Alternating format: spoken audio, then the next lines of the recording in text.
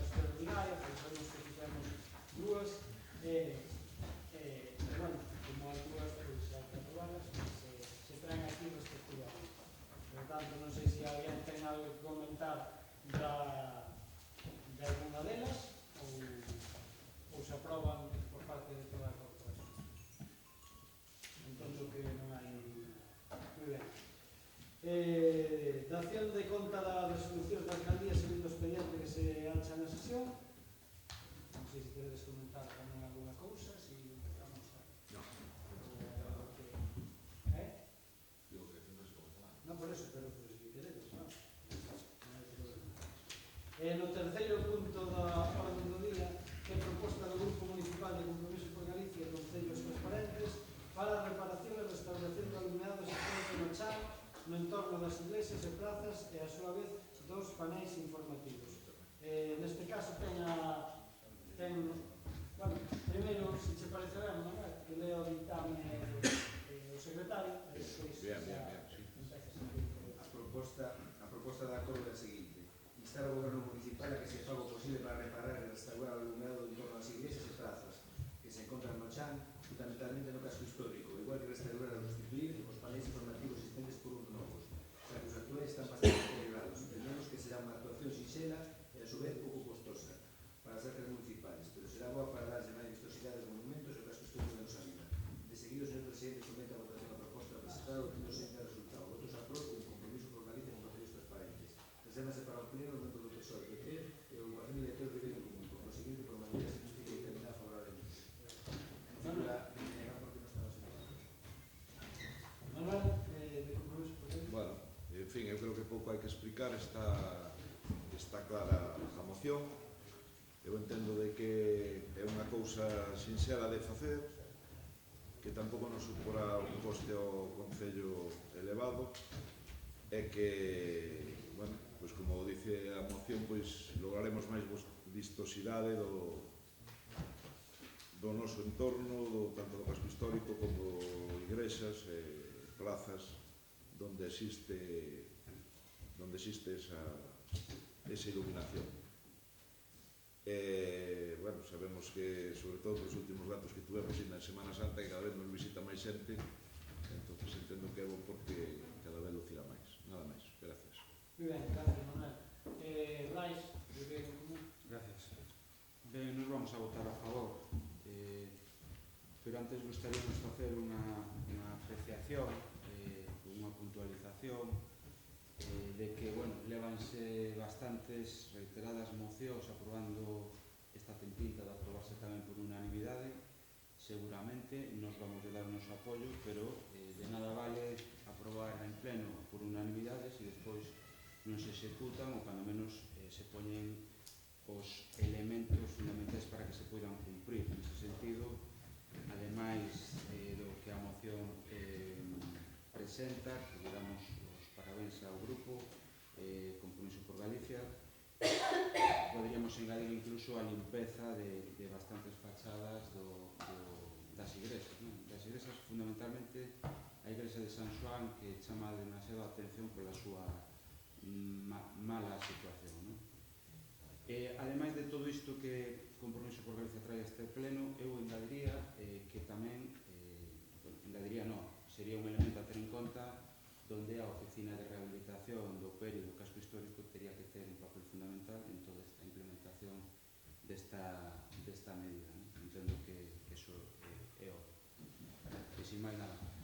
Gracias. Moi ben, gracias, Brais. Sacou de Benedicto. Dende o meu grupo entendemos que todo aquilo que significa a posta en valor do patrimonio cultural e histórico da vila é unha boa medida, pero tamén recalcar iso, non? É dicir, non vivimos nunha vila calquera, é dicir, a fundamentación desta vila é en gran parte polo patrimonio que temos de noso, que é necesario cuidar e que agardamos que se aplique esta moción, así como a posta en valor en xeral do patrimonio, como é a súa señalización e a súa difusión interna e externa. Moi ben, gracias. César, PP. Gracias.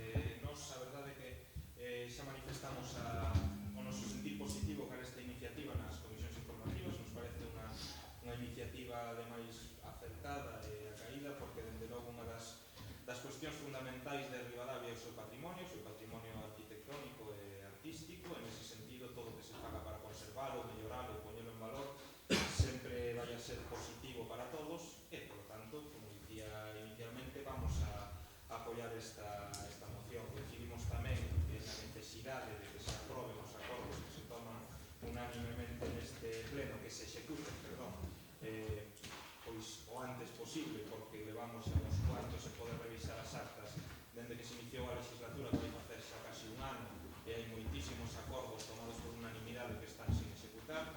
Nese sentido, queremos instar ao Goberno a que se poña as pilas e empecen a executar eses acordos plenarios que se adoptan, que ao final o órgano soberano é o pleno, onde reside a representación popular. En ese sentido, pois entendemos que cando hai acordos unánimes do pleno debense ter en consideración enfrontar, digamos, en primeiro termo. Nada máis, gracias. Moi ben, moitas gracias. Fabián? Non estamos tamén de acordo con a moción. Está claro que, bueno, con respecto ao que decía Brais, eu penso que a oficina do PERI, con respecto ao tema da iluminación, non sei se te referías a eso, eu penso que aí xa no seu momento xa se fixera un proxecto e se fixera, pois, o que fora a implantación da iluminación. Eu creo que se trata agora, pois, de poñela en marcha. Había algúns problemas, pois eu non sei se eran humedades ou se que pasaba aí en algúns campanarios, e depois no entorno da Iglesia de Santiago, ali o que vai haber que cambiar, pois seguramente que sean as iluminacións que hai no suelo polo tema do vandalismo que machacaron o que son os propios proyectores, non? Entonces, con respecto ao diseño técnico da iluminación, no seu día, cando se fixo, penso que xa fora aprobado, pois eu creo que polos arquitectos, e o que se trata, máis que nada, de facer un estudio, penso que é da reparación do que é a instalación xa en si dos propios das propias igrexas, non? Porque, bueno, pois eu en algún tempo vinas iluminadas, tanto a nivel de suelo como a nivel de campanarios, e o que se trata, pois, que será de reparalas, non sei se é por tema de humedades que entran nos proyectores, nos que é nos campanarios, e se é no tema das que están en superficie, como a de Santiago, pois seguramente que haxa que cambiar os proyectores porque están machacados. Non estamos de acordo, sea cal sea a problemática, poder resolvela e de darlle para allá. Moi ben, gracias, Javier. Queredes un segundo turno? Non. Entón entendo que se aprova con unanimidade a moción. Moi ben, moitas gracias. E pasamos ao cuarto punto da orde do día, que é proposta do Grupo Municipal do Partido Popular exixindo a reforma, humanización e acondicionamento da Rúa Norte e o entorno coñecido como a Banquetas. Neste caso, si tamén Cristina que lea o primeiro dictamen e despois Proposta de acordo a instar ao Goberno Municipal a encargar de xeito inmediato un proxecto integral de reforma, humanización e acondicionamento da Praza de as Banquetas e a Rúa Norte. B. Unha vez recibido o proxecto, levar a cabo a correspondente modificación de decreto e executar a obra de reforma, humanización e acondicionamento da Praza das Banquetas e da Rúa Norte. De seguir os sometes a votación ordinaria a proposta presentada por o seguinte resultado. Votos a pro 5, PP, PSOE, Compromiso por Galicia, mocións transparentes. Presentarse para o pleno os membros da agrupación director de Bien Común e BNG. Conseguinte, por maioría absoluta, fica determinada favorablemente. moi ben. César?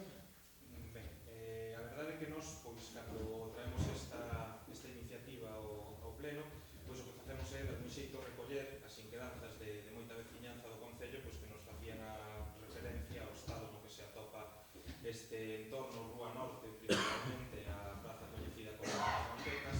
En ese sentido, pois entendemos, nos coincidimos con ese diagnóstico de que está nun estado que non é o idóneo ou adecuado, nos entendemos así, e que necesitaría, pois, unha mellora tanto do mobiliario urbano, tanto do propio firme, é dicir, unha mellora integral. Por eso que se pide nesta moción, pois, en primeiro lugar, a redacción dun proxecto. Nos entendemos tamén que a actuación ou a execución de obras, evidentemente, para poder ser levada adiante, un pouco falando que dicíamos antes, que recriminábamos de algún xeito que non se executasen acordos plenarios, nos entendemos que é evidente que non se pode executar nin facer todo a un tempo, que sí, nos gustaría que se vaya empezando por algo.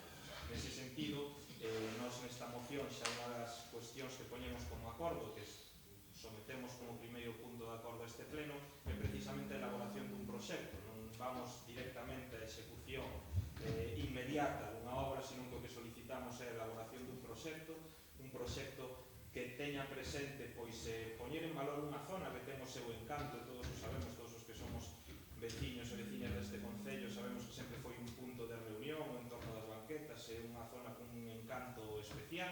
En ese sentido, que se elabore un proxecto tendo presente esa singularidade, tendo presente o encanto que ten esta zona. Simplemente, esa é a nosa intención cando se trae esta iniciativa. Agardamos que conte co apoio de todos os grupos e que, na medida do posible, en cuanto sexa posible tras a redacción dese proxecto, que se somete como primeiro punto de acordo, se execute esa obra de mellora do entorno das banquetas. Manuel? Bueno, pois o meu grupo, como xa adiantei nas comisións informativas, tamén vai votar favorablemente. Entendemos que é un entorno moi bonito dentro da nosa vila, que tamén merece a súa atención en función da disposición económica que se vai atendo, ainda que non se faga todo unha vez, pois que se vaya facendo proxectos, se vaya facendo o que se pode ir facendo. Entón, o noso voto é favorable. Moitas gracias. Brais, Gracias. O noso voto vai a ser favorable. E iso, a pesar de que entendemos que é certo que esta zona de Ribadavia necesita unha reforma, como moitas outras, sin embargo non entendemos ou non creemos que sexa das prioritarias a abordar neste concello.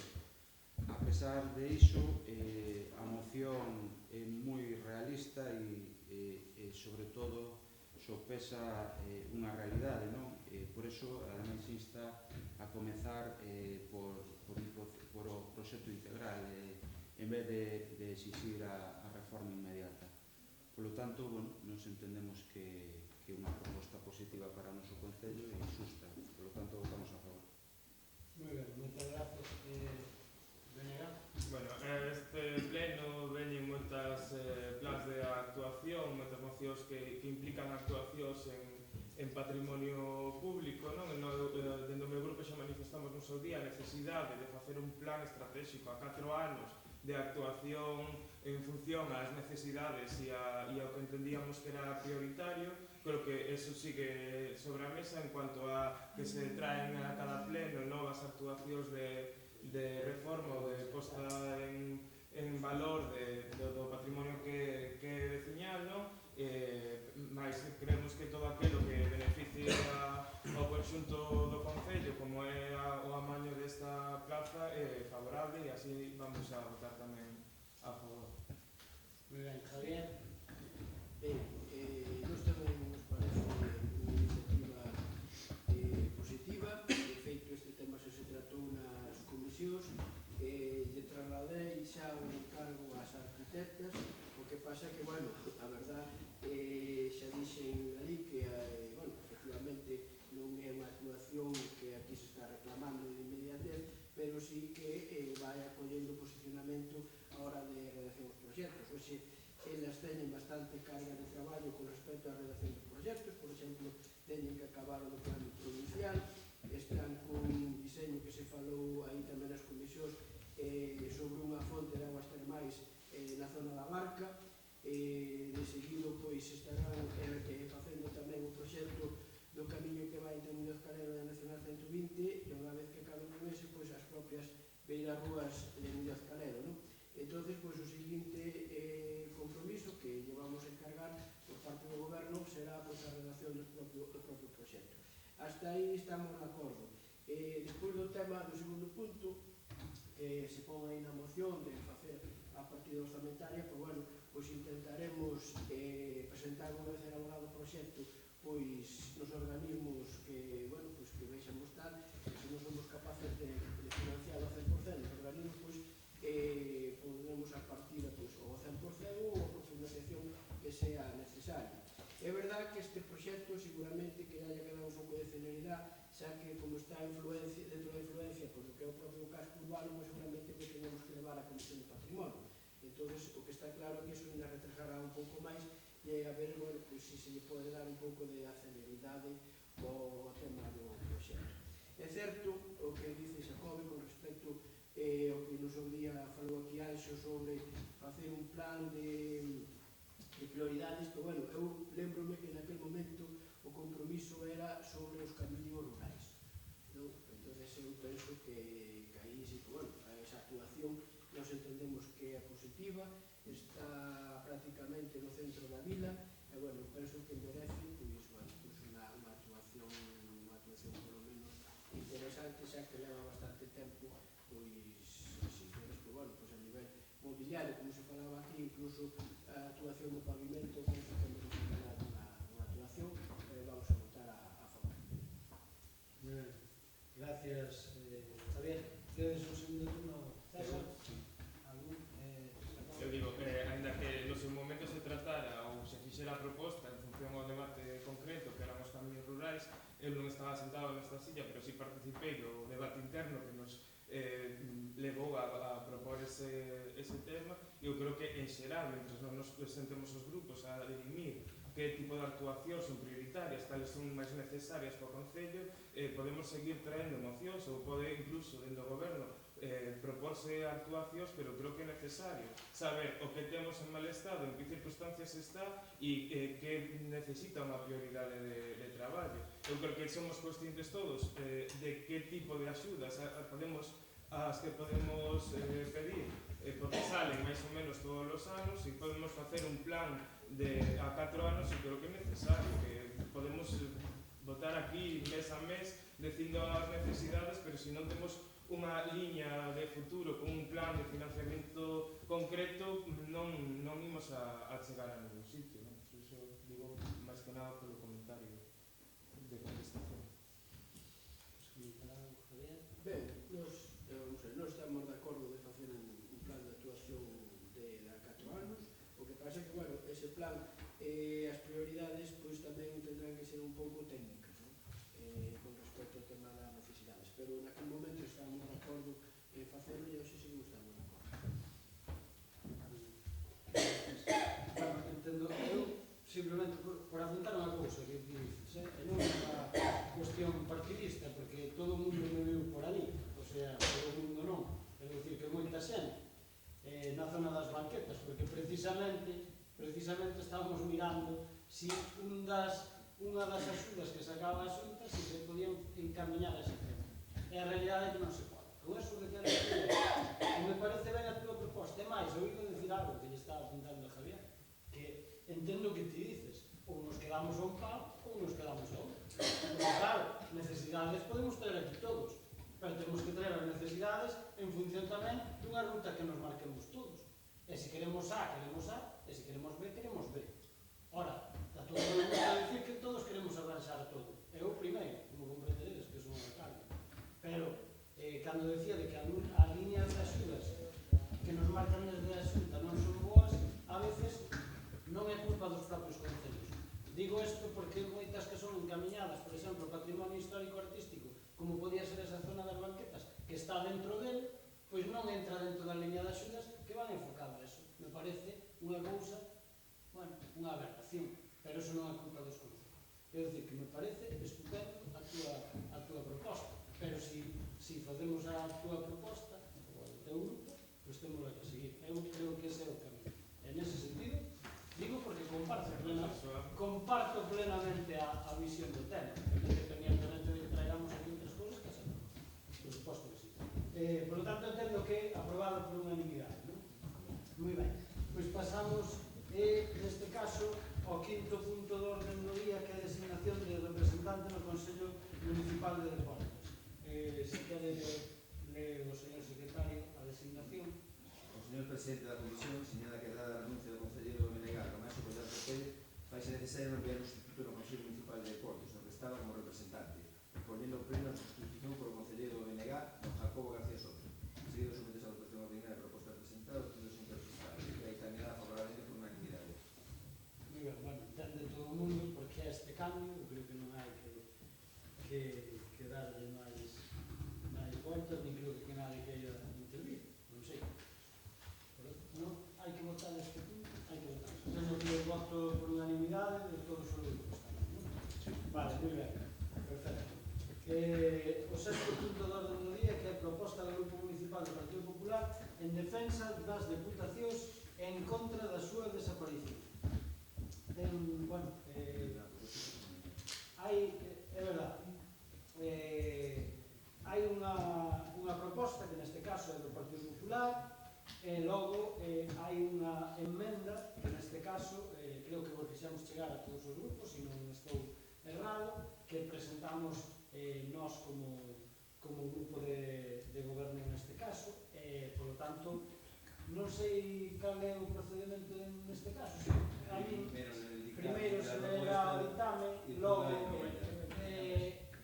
lemos a enmenda, se queredes, ou falamos da enmenda, e despois, se a enmenda sustituir ao acordo, a proposta da acordo é a seguinte: a. Reivindicar o valor institucional das diputacións provinciais, cabildos e consellos insulares como gobernos que cumplen a misión de cooperar na vertebración territorial e de velar pola igualdade e o acceso de todos os ciudadanos aos servizos necesarios. B. Exigir ao futuro goberno da nación que respete estas institucións para non castigar os millóns de cidadáns que baixo o seu amparo conviven en municipios rurais. C. Valorar que o presente inmediato das diputacións, cabildos e consellos insulares non pasa pola súa eliminación, senón por alcanzar, xunto cos concellos, o objetivo de dotarse dunhas administracións modernas e eficaces ao servicio dos cidadáns, nas que non se solapen competencias e que conten con o mesmo nivel de calidade e autosuficiencia das demais administracións do Estado.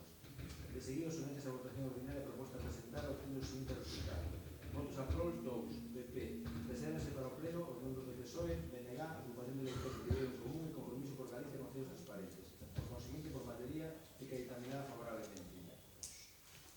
Despois hai unha emenda de data presentada polo alcalde do Concello con data 29 de marzo de 2016 que leo de seguida.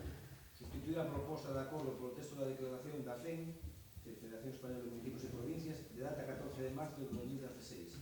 Primeiro, recordar que 11 pleno da FEM acordou por ampla maioría instar a derogación inmediata da Lei 27/2013 de 30 de decembro de racionalización e sustentabilidade da administración local. 2. Instar a aprobación dunha nova Lei de bases de réxime local, así como a reforma do financiamento local, de forma que se reforce a autonomía local, garantindo un sistema de financiamento estable, proporcional que responda a competencias ben definidas, eliminando duplicidades e que garanta, en todo caso, a prestación dos servicios públicos de calidade de todos os cidadáns, resida onde resida. Terceiro, instar a aprobación dun réxime local propio para os pequenos municipios e as entidades locais menores, que garanta a súa supervivencia mediante exigencias administrativas, de procedimientos de fiscalización proporcionadas aos seus orzamentos e competencias, co espírito de manter o autogoberno local, a gestión comprometida do patrimonio común, a prestación de servicios e a referencia institucional de identidade, elementos clave para manter o valor do territorio e fixar a súa aprobación.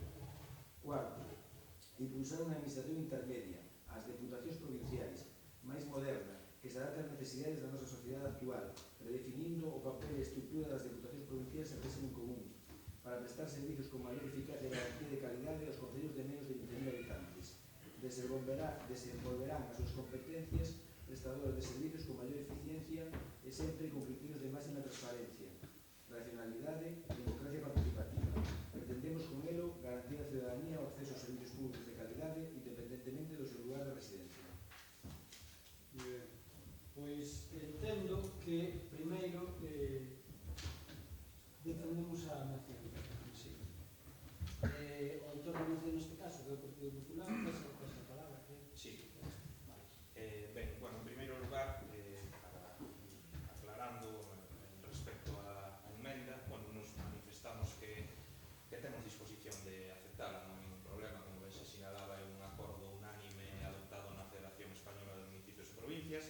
En ese sentido, pois nós tamén un pouco que o que queremos, por eso tamén aceptamos a emenda, pois é atopar, digamos, de algún xeito ese consenso, non? Ou esa amplia maioría que entendemos debe respaldar, porque para nós son institucións importantes as deputacións provinciais, entendemos debe respaldar estas institucións, estes gobernos locais intermedios, porque consideramos que para os concellos de menos de 20.000 habitantes pois desenvolven un papel moi importante precisamente para a prestación de servicios básicos. Temos, no caso concreto do Concello de Ribadavia, moitos servicios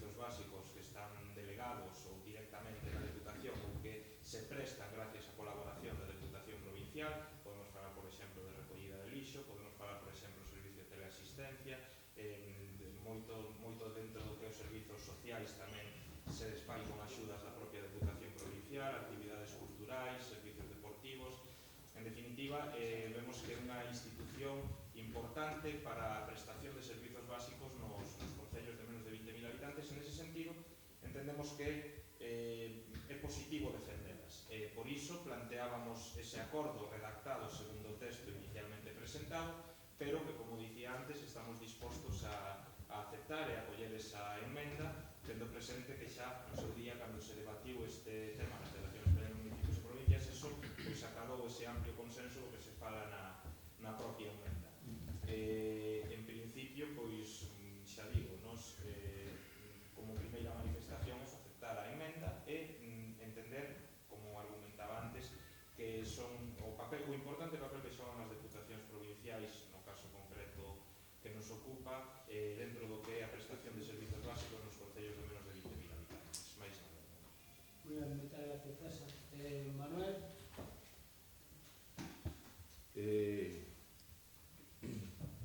Nos referimos a propia moción, non? Sí, bueno, entendo que ao aceptar a emenda de sustitución, pois a propia emenda de sustitución é a que vai a ser a que hai que editar. Bueno, pois o noso grupo, en principio, vaise opoñer a moción, porque entendemos que son institucións totalmente obsoletas. Eu, ademais, son coñecedor dela tanto dentro, porque fui un traballo de unha institución aquí na provincia de Ourense, deste tipo. Creo que despois de casi 200 anos están obsoletas. O sistema de elección dos seus dirixentes creo que non teñen ningún sentido hoxe. O sea, non pode dirigir unha institución unha persona que non é elexida democráticamente por sufragio universal. E moito menos cando pode dirigir esa institución personas que incluso a mellor de pouco rigor moral e ético ou incluso caprichosos. Entendemos que hoxe eso non pode existir. Tamén, basándome no que me digo, que son un pouco arbitrarias no reparto de servicios e subvencións. Entonces, desde Compromiso por Galicia, eu particularmente, diríxome ao artículo 141 da Constitución Española, donde nos dice que se poden crear agrupacións de municipios diferentes a la provincia, como son as comarcas ou as mancomunidades, que no seu momento o presidente Fraga, en Gloria este, apostou por o tema das comarcas, pero, bueno, a súa secretaría xeral naquel momento, que desempeñaba Andrés Pecero Lemos, non levou a bo término esta cuestión.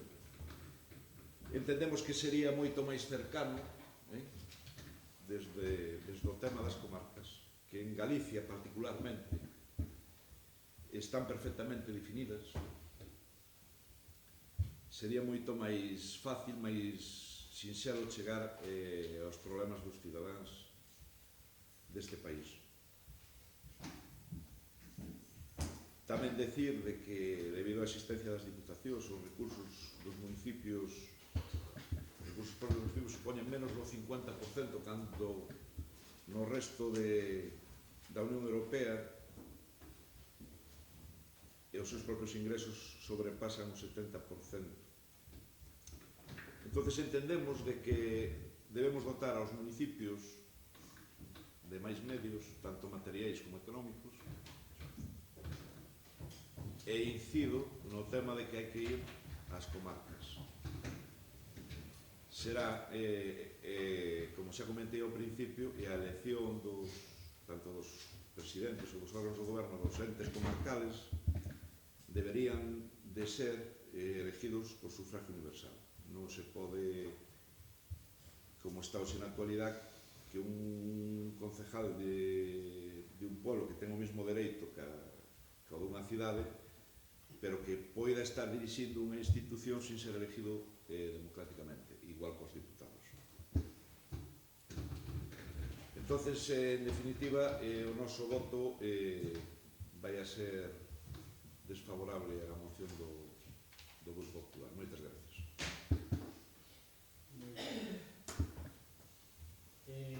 Brais. Gracias. A nosa posición coincide en parte coa que acaba de expoñer Compromiso por Galicia. Para min este é un debate un tanto exportado, non? Un tanto, moitas veces, ficticio. Explico. Moitas veces é un debate que se aborda a nivel do Estado e moitas veces non se entra en detalle na realidade de Galicia, non? Por decir un par de datos ao respecto, porque para min asemellase bastante este debate moitas veces ao debate que quere poñer de moda artificialmente, como sempre fai, Núñez Feijóo desde a Xunta co tema da fusión de concellos. Si, por exemplo, esta de fusión de concellos tan en boga, en Castela e León, que ten 300.000 habitantes menos que a nós, ten 2.248 municipios, nós non temos ningún, temos 314 e temos dúas fusións realizadas, alguna seguramente máis prevista, e, sin embargo, Castela e León non ten ninguna fusión prevista. Pois este caso porque, por exemplo, un caso análogo, La Rioja, con un territorio semellante e poboación semellante a de Ourense, por exemplo, ten o doble de concellos que a provincia de Ourense. Neste sentido, eu volvo a decir, e dixo tamén o portavoz de Compromiso por Galicia, hai esta lei, ademais de ser de 1833, nos temos un estatuto de autonomía que contempla, ademais, a comarcalización de Galicia. Falamos de administracións intermedias, e eu estou de acordo que nos concellos máis rurais debe existir, de alguma maneira, unha administración intermedia que ampare a competencia, pero ao final estamos a falar en Galicia só de 27 concellos que teñen menos de 1.000 habitantes, por exemplo. Sendo en Castilla moito máis. Neste sentido, eu creo, a nosa realidade así o demostra, esta lei ten 200 anos, é de 1833, a nosa organización en parroquias data do Reino de Galicia e antes do Reino Suevo, estamos a falar de dúcias de séculos, e isto ainda se mantén vixente na nosa forma de organizarnos tamén administrativamente. A proba desto é que o que pasa en Galicia está legalizado en Portugal, no norte, o que se chaman xuntas de freguesía, que é o equivalente á parroquia galega. Nese sentido, no que eu me explicaba que isto moitas veces semella un debate interposto ou imposto desde os ámbitos do Estado. Agora ben, referíndonos ao debate sobre as diputacións, entendemos que é certo que hai un problema na distribución de recursos, pero volvo a decir, hai mil fórmulas para abordar esa distribución de recursos. Si o Concello de Ribadavia pertencera a outra provincia, eu entendería incluso a posible moción, pero resulta que pertence á provincia de Ourense. E políticamente, desde logo, non é o máis aconsellable, desde o punto de vista da xestión de recursos públicos e desde o punto de vista mesmo da legalidade vixente, aconsellar a defensa e o reforzamento da institución provincial actual. Sin entrar, porque entendo que tanto a moción como a emenda refírense ao ámbito administrativo e non político, sin entrar, polo tanto, moito no ámbito político, respecto á emenda, eu no punto 1, que fala da derogación inmediata da lei 27/2013, poderíamos estar de acordo. No punto 2, aprobación dunha nova lei de bases de réxime local, podería estar de acordo. No punto 3, tal e como está a redacción, instar a aprobación dun réxime local propio para pequenos municipios, as entidades menores que garanta a súa supervivencia é moi relacionado coa que acabo de decir antes, tamén podería estar de acordo, pero no punto 4 nesta declaración é onde emerxe a pura realidade política, que é ni máis ni menos o pacto de Estado, o pacto bipartidista real, o pacto do réxime de PP e PSOE e as xacentes que se queren sumar oportunistamente desde o meu punto de vista erróneamente desde outro punto de vista a salvaguardar, defender, porque a veces por moito que se critica tamén se goberna en algunhas institucións provinciais e redacta así o punto 4 impulsar unha administración intermedia ás deputacións provinciais. Ben, justamente por este punto é no que o noso grupo e eu non estamos de acordo coa emenda.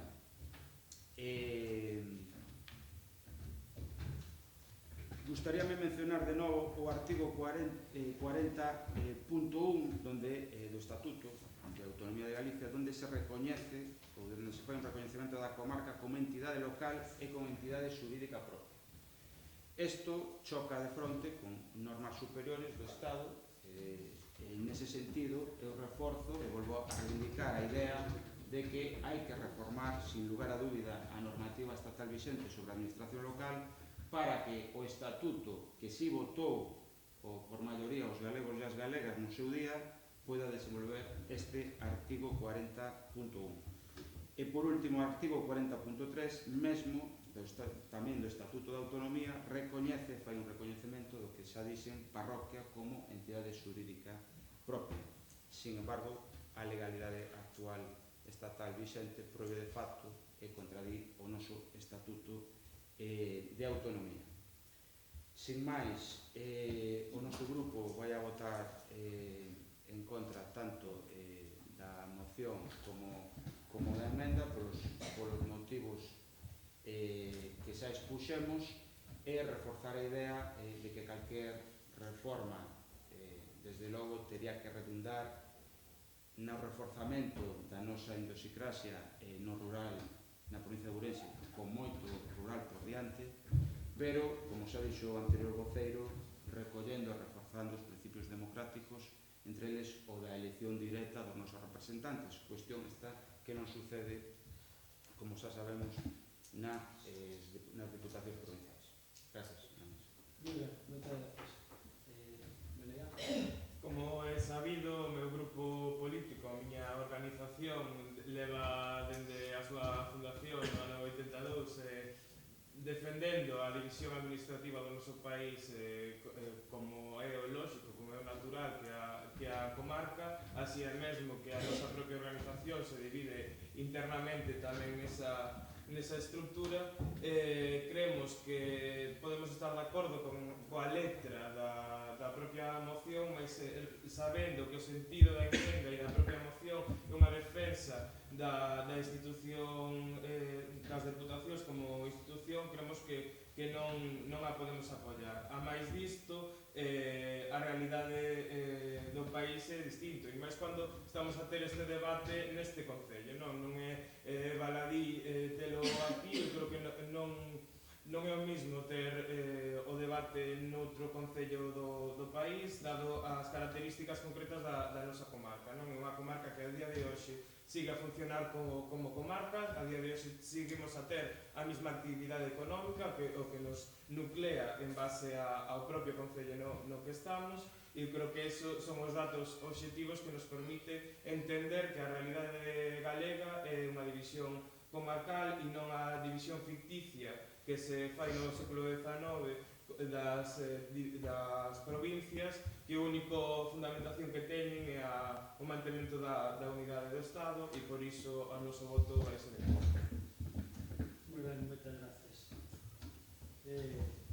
Nesta cuestión vou na defender eu, porque evidentemente non é solamente que me toque como alcalde, sino que neste concello precisamente creo que tamén, como ben decía o portavoz do NEGA, por moitas outras razóns, entre elas que eu estou nesa casa, pois teño que o deber e a obriga de defender.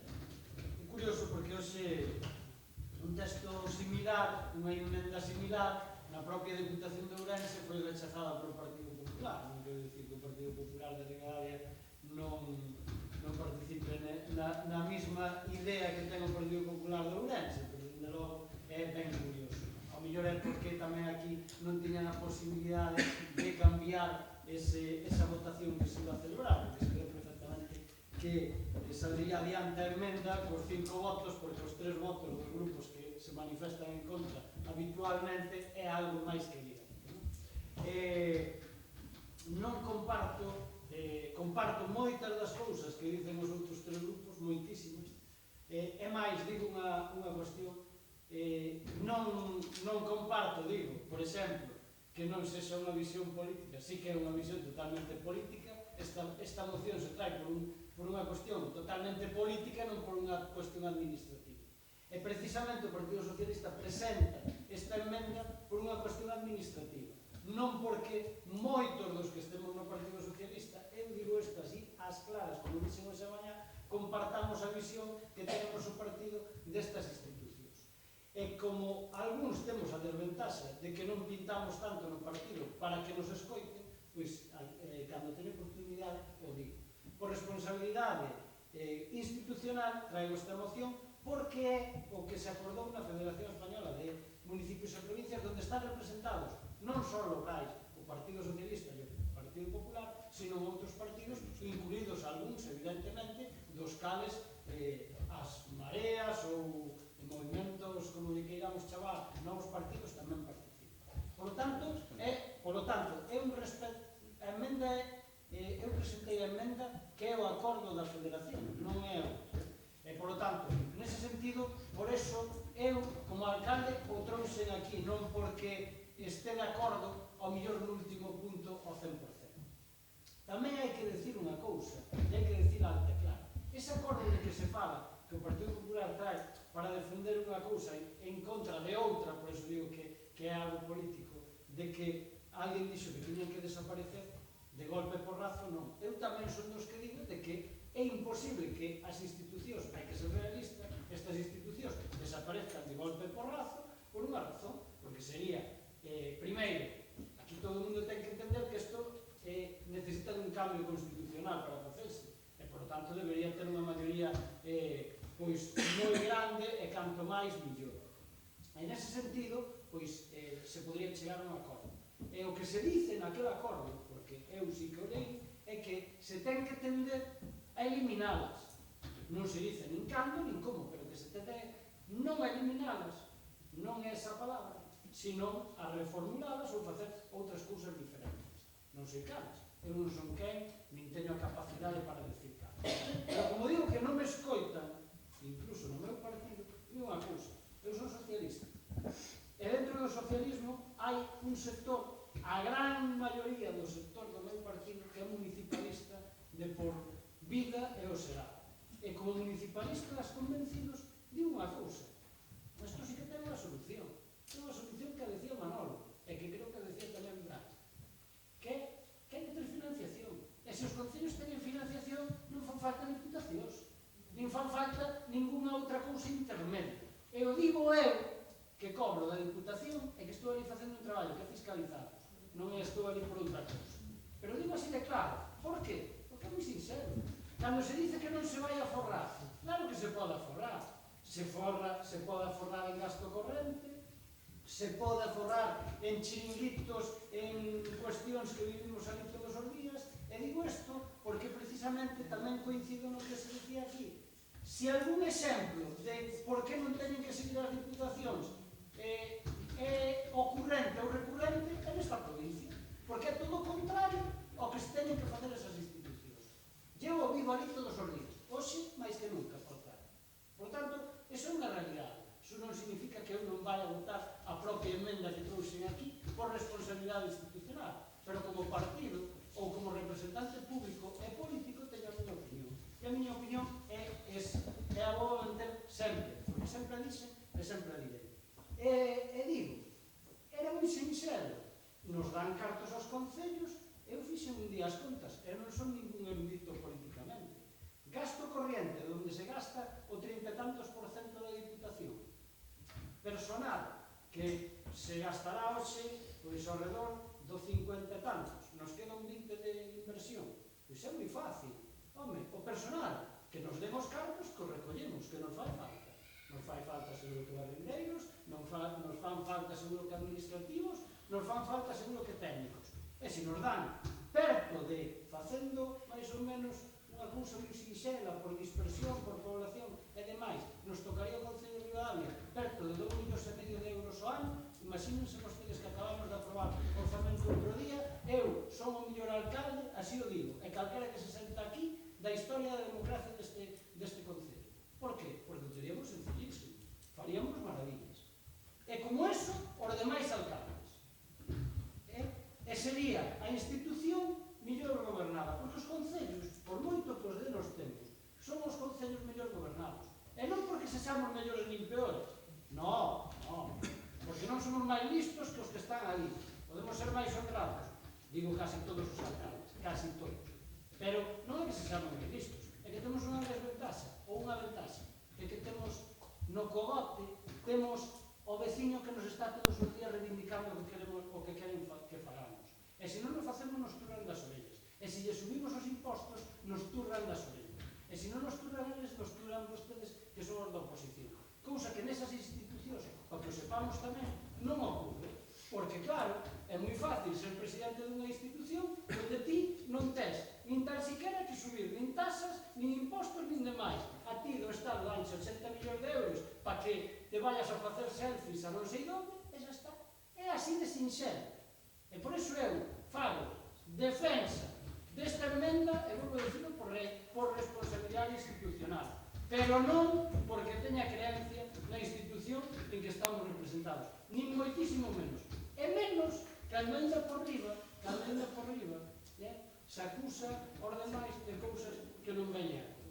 Pero, bueno, eu, dende logo, como alcalde e como partido, teño que ser disciplinado, e vou a tomar o mismo acordo que se tomou, xa digo, por parte de todos os alcaldes e alcaldesas deste Estado español, que é o que hai.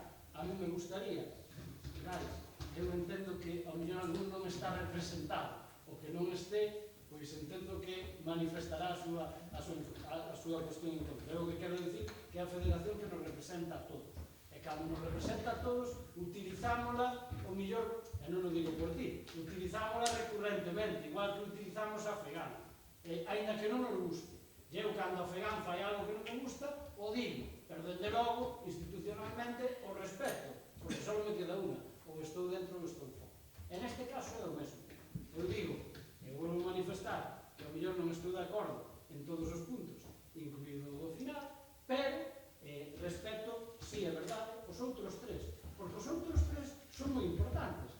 Porque vostedes mesmos o dixeron. Os outros tres son o que estamos a pedir, sobre todo a financiación local. E neso creo que se iríamos ben. O demais, xa veremos. Pero, bueno, é o que tiña que decir ao respecto para que quede clara a nosa postura. César, Partido Popular. Ben, sí, bueno, igual si se me permite a brincadeira, os selfies son ferramenta común en moitas institucións e non pasa nada. Bueno, non é máis que... E despois, o que si, solo simplemente facer unha serie de matices ou de precisión respecto ao que se dixo, que, bueno, entendo perfectamente as posicións políticas de cada un dos que falaron anteriormente.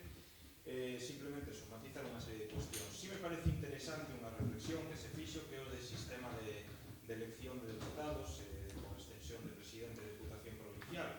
De feito, nese sentido, existen propostas, precisamente no caso concreto da Deputación de Ourense, o seu presidente trasladou unha proposta á Federación Española de Municipios e Provincias, ademais de dicido en outros moitos foros, da necesidade de legitimar democráticamente estas institucións por medio da elección directa.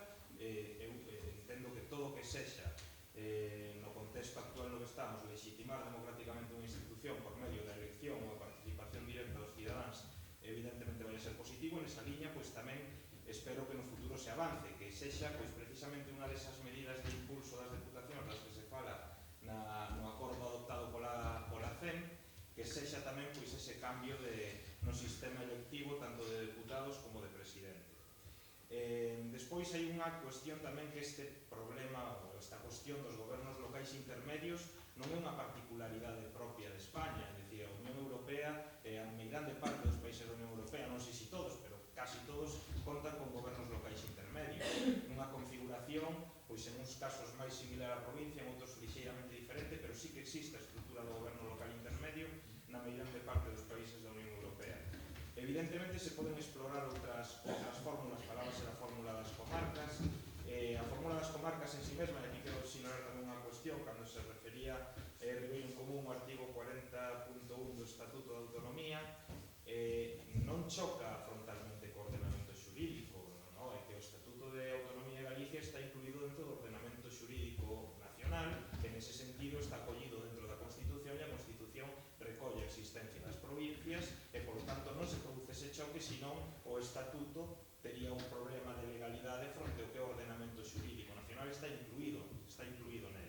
En ese sentido, xa digo, para nós, desde a nosa perspectiva, non se produce ese choque ou esa disensión entre o Estatuto e a Constitución, sino todo o contrario, que ao final o Estatuto está facendo o Estatuto de Autonomía e desenrolar precisamente os preceptos constitucionais que recoñecen a figura das comunidades autónomas.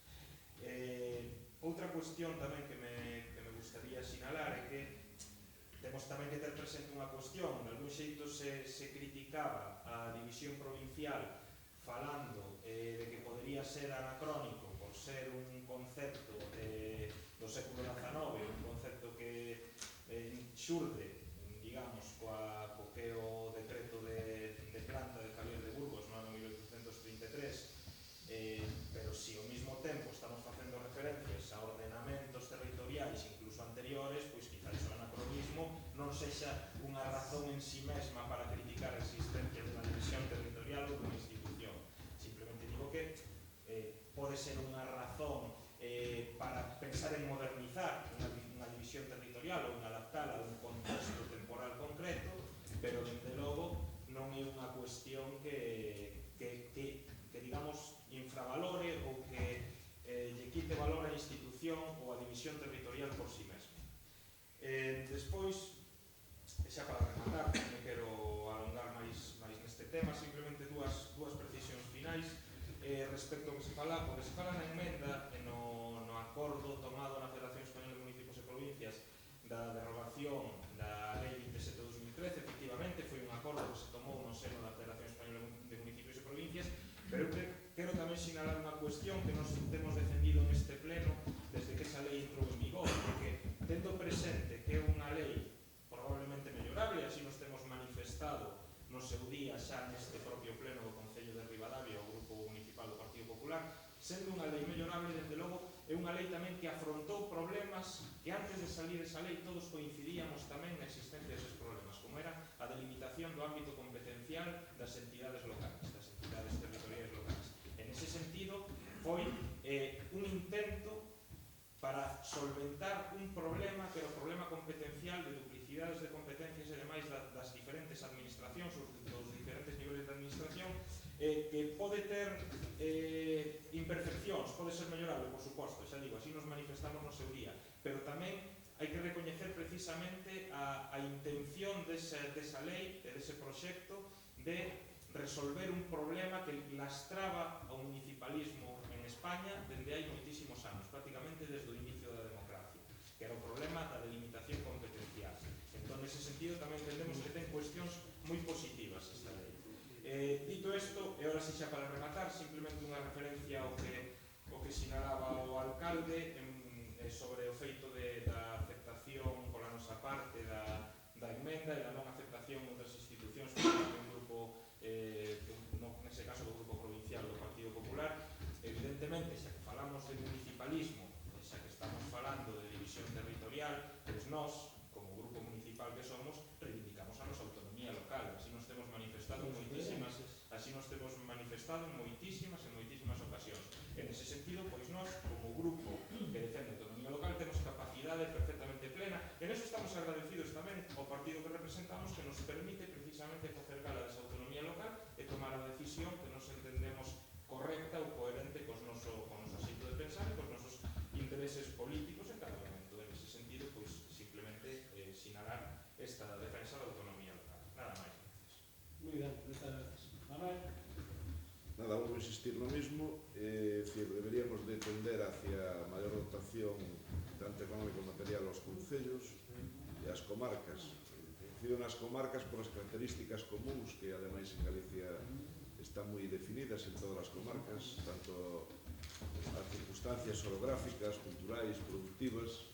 Creo que deberíamos ir máis hacia a cuestión das comarcas. E eses 8.000 millóns de euros que consumen as diputacións no Estado español, pois ben dotados tanto nos municipios como nas comarcas, pois serían repartidos e aproveitados máis rigurosamente. O noso voto vai a ser en contra, como xa dixemos, e nada máis. Moitas gracias. Gracias, Brais. Gracias. Ben, moi rápido, porque eu creo que este punto non dá para máis, e se entraríamos en profundidade teríamos que estar aquí horas e horas, porque ao final o que estamos a valorar non é outra cousa que o modelo territorial do Estado español. Nese sentido, o portavoz do Partido Popular falaba de leis moi bellas. Eu cando falaba das parroquias non me refería como normas, sino como entidade histórica, como a pegada histórica delas, máis próxima ao dereito consuetudinario, non? Que é a tradición. E a lei de 1833 é unha norma. Entón, son cousas que eu entendo son distintas. Agora, o que estamos a falar é a confrontación territorial de modelos e modelos territoriais de como nos administra, de como se orienta a administración. Nese sentido, eu priorizaría o modelo autonómico, a máis cando Galicia xa ten recoñecido. Eu pediría que, mentras este intervindo, houbera un pouco máis de silencio. Intento ser o máis breve posible. Entendo que, ademais, Galicia, como decía, xa ten recoñecida a súa nacionalidade histórica. Eu entendo que moitas veces a intención non é outra que protexer zonas de poder político máis que de modelos territoriais, porque eu insisto, goberne quen goberne en Galicia, eu a defender a súa administración peculiar, a súa administración, cando menos o seu estatus de nacionalidade, cando menos. De aí a todo o que queira ser a cidadanía galega. Nese sentido, non entendo a figura da provincia máis alá de intereses puramente partidistas e de xemonía política que hai que garantir. Esa é a miña, por suposto, a miña opinión.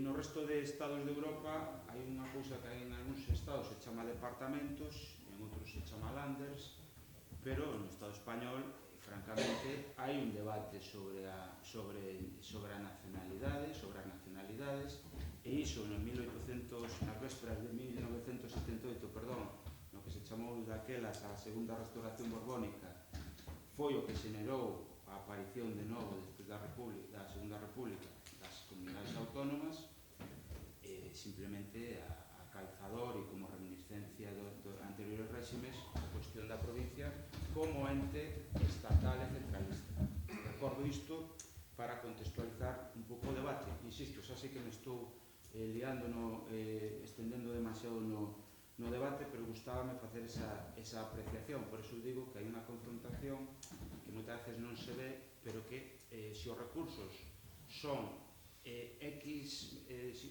os recursos son 2 millóns de euros, dá igual que os deas a un concello directamente, reforzando a súa autonomía local, por certo, as súas competencias, dándolle recursos para as súas competencias según a lei vigente, por certo, que a actual normativa non garante, é o mesmo que os xestione un ente intermedio. Eu aí non entendo, de novo, a existencia real de diputacións. Por lo tanto, decía que isto é unha reforma, isto é un debate moi denso que non merece a pena abordar hoxe aquí, pero, quizáis se pode abordar por outras canles. E si, xa acabo. Unha última cousa, no que si redundaría tanto no debate territorial das diputacións como da futura administración local no Estado español, para min é importante, que é, de alguma maneira, esa reforma ten que restarlle forza á orientación presidencialista que teñen as administracións locais e os concellos, donde o alcalde é quen ordena e mando e desde logo o pleno en todos os concellos queda sesgado, queda inferiorizado e as súas funcións en teoría que lle adxudica a normativa de control e fiscalización dos asuntos do concello vense inferiorizadas e moi menguadas. Nese sentido, o que pasa nas diputacións é doblemente grave porque nin tan siquiera son eleitas, pero nos concellos tamén pasa. Hai que restarlle esa forza presidencialista que ten os concellos a través da figura, eu creo que omnipotente dos alcaldes. Eso, cando digo, pasa en todos os concellos do Estado, non só nos que a mí me interesen que pase. Vale? E unha última cousa, bueno, non quero entrar en casos de corrupción, porque casos de corrupción pasan en todas as administracións do Estado, en todas, concello e tal, pero tamén nas diputacións en todas, non só na de Ourense, porque isto tamén é importante decirlo. E en Galicia estamos vendo últimamente casos de oscurantismo, cando menos de oscurantismo, en todas as diputacións. Por tanto, isto sí que o quería decir. Solo se poden meter mecanismos de, digamos, vigilancia si, volvo a decir, se introducen reformas de control democrático e darle forza a eses plenos que controlan aos gobernos locais. Nada máis, disculpar a extensión. A volver a incidir, se o Santo un santorum actual de argumentario para a defensa das deputacións e a capacidade de cumprir servizos para o cidadán é moi sinxelo, a participación conxunta entre municipios, a cooperativización supramunicipal resolve eses problemas tendo os cartos, a financiación vai ser a mesma, a cuestión é a realidade donde nos movemos, non? Temos o país que temos, o país ten unhas realidades e as deputacións, ergo as provincias, só responden á necesidade de estructuración política do Estado. Entón, é un debate profundamente político, nin administrativo, nin territorial. A visión que ten un grupo ou outro da pertenza ou non ao Estado e da división ou non centralista do Estado español. É moi simple a realidade. Moi ben. Eu apuntar só un par de cousas. Tamén de brincadeira digo, os selfies están ben sempre e cando non nos costen cartos as administracións. Mentre non nos costen 300.000 euros para ir a visitar a Obama e compañía, pois está ben. Os selfies de calquera que fagan en institución me parecen estupendos, pero vou dicir, mentre non nos costen cartos a todos os ciudadanos, porque hai moitas cousas en que gastar. Eleccións de deputados directas, que é a gran aportación que se fai. Bueno, eu teño as miñas dúbidas en que teña que ser unha elección directa propiamente dita cando se celebran as eleccións, poden ser outros mecanismos, porque depende tamén si as diputacións teñen que seguir existindo ou non, e, por lo tanto, é cousa de abaúdos. Dito isto, xo dixen hoxe a mañá e repito, non podo esperar nada de aquel que dice que quere unha elección directa que é o que hereda o cargo do seu pai, por lo tanto, é que dice que ten que haber transparencia e logo chega non dá información de ningún tipo nas comisións informativas, nos insulta un día tras outro, etcétera. Por lo tanto, palabras, acordos están moi ben, pero logo as realidades son outras. Non comparto para nada a visión de que os concellos nin siquiera, fíxate ben, nin siquiera que todas as deputacións haxa corrupción, nin moitísimo menos.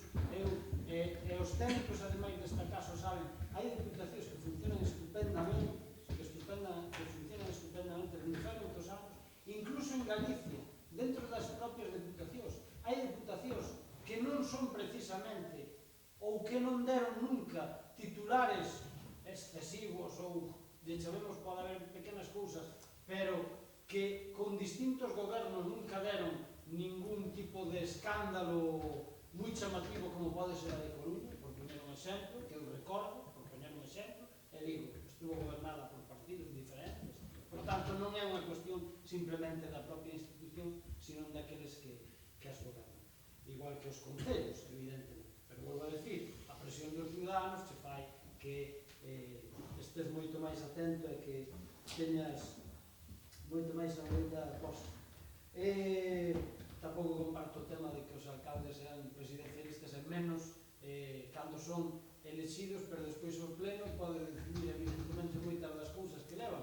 Entre eles, sin ir máis longe, pois o soldo e moitas outras cousas, non? Que fan que funcionen ou que non funcionen, ou tan siquiera que traballen ou non traballen. Acabamos de ver como o alcalde de Girona acaba de dimitir despois de haber entrado facía 2 meses porque o propio pleno non lle aprobou o seu soldo. Porque democráticamente os outros grupos estimaron que non era así. E, por lo tanto, se tuvo que ir para casa. Por lo tanto, presidencialista non. É máis difícil, non? Presidencialista é que te poñan aí, que te poña teu pai e que te deixe amparado por unha xente que pase o que pase vai votar o que sexa. Por lo tanto, eu creo que son modelos totalmente distintos. En este tema, remato, porque eu tamén, e neso sí que non me poden acusar de que dixera nunca o contrario, o Partido Popular ten a coherencia que eu estimo en algunhas cuestións convite, eu nesas cousas nunca dixen o contrario, por tanto, o dixen nese sentido, non o dixen por vostedes, o dixen por o que fan na outra administración. Por tanto, a coherencia é así. En esa coherencia, eu vou ter a mesma coherencia que dixen desde un principio. Este é un acordo que traigo eu por responsabilidade institucional, porque é algo que os alcaldes aprobamos, digo a emenda, estou falando da emenda, outro entendo que é unha moción política, porque así o estimamos dende o Partido Socialista, tanto na Diputación como nos concellos, e, por lo tanto, nese sentido, eu tamén lle vou dar liberdade de voto aos meus concelleiros. Si queren votar a favor da emenda, o teñen fácil, e se non, pois non teñen ningún problema para votar en contra. Eu, como alcalde, si que o vou a facer, evidentemente, e vou a dicir por responsabilidade institucional. Por lo tanto, non sei o que procede primeiro, votar a emenda, non? Sí, porque se entiende o que refires. Vale, sí, Pois, procedemos á votación da emenda, votos a prol da emenda. Ben? Perdón, 1, 2, 7. Ben? Votos en contra? Moi ben. 6. Tanto, Vale, moi ben. Neste caso pasamos ao seguinte punto do orden do día, que conste, antes de que era claro unha cousa, que conste que eu non había falado de Javier, Javier votou o que lle apeteceu, por iso non ia dar voto, nin isto estaba falado de antemano. Os meus concelleiros non estaban de acordo e por iso falo. O segundo punto o seguinte punto do orden do día, que é a aprobación se procede do regulamento da agrupación de voluntarios de protección civil de Rivadavia Ourense. o señor presidente da Comisión da Conta dos novos estatutos da agrupación de voluntarios de protección civil de Rivadavia di que con este estatuto está a adecuarse a nova normativa existente na materia e que os membros foron aprobados o pasado 11 de marzo na Asamblea Xeral da Agrupación de Voluntarios de Protección Civil. De seguido, o señor presidente somete a votación a proposta presentada, tendo simples o resultado. Votos a prol 2, PSOE, de ser para o pleno, non do PP, Compromiso por Galicia, Concellos Transparentes e Agrupación de Electores de Ribeiro en Común. O seguinte, por la ley específica e tenga por la ley. Non sei se queredes intervir neste punto, se alguén quere alguna intervención. Quero decir que celebramos a Asamblea e ali se propuxo o regulamento que temos agora e que vamos a aprobar. Por lo tanto, como creo que xa se debatiu tamén nas propias comisións, é o que procede. Non sei se queredes que se vote ou o voto neste caso sería unánime, non sei cal foi que se por unanimidade. El dictamen no, pero quiero decir, por unanimidad de la Asamblea. Pois neste caso non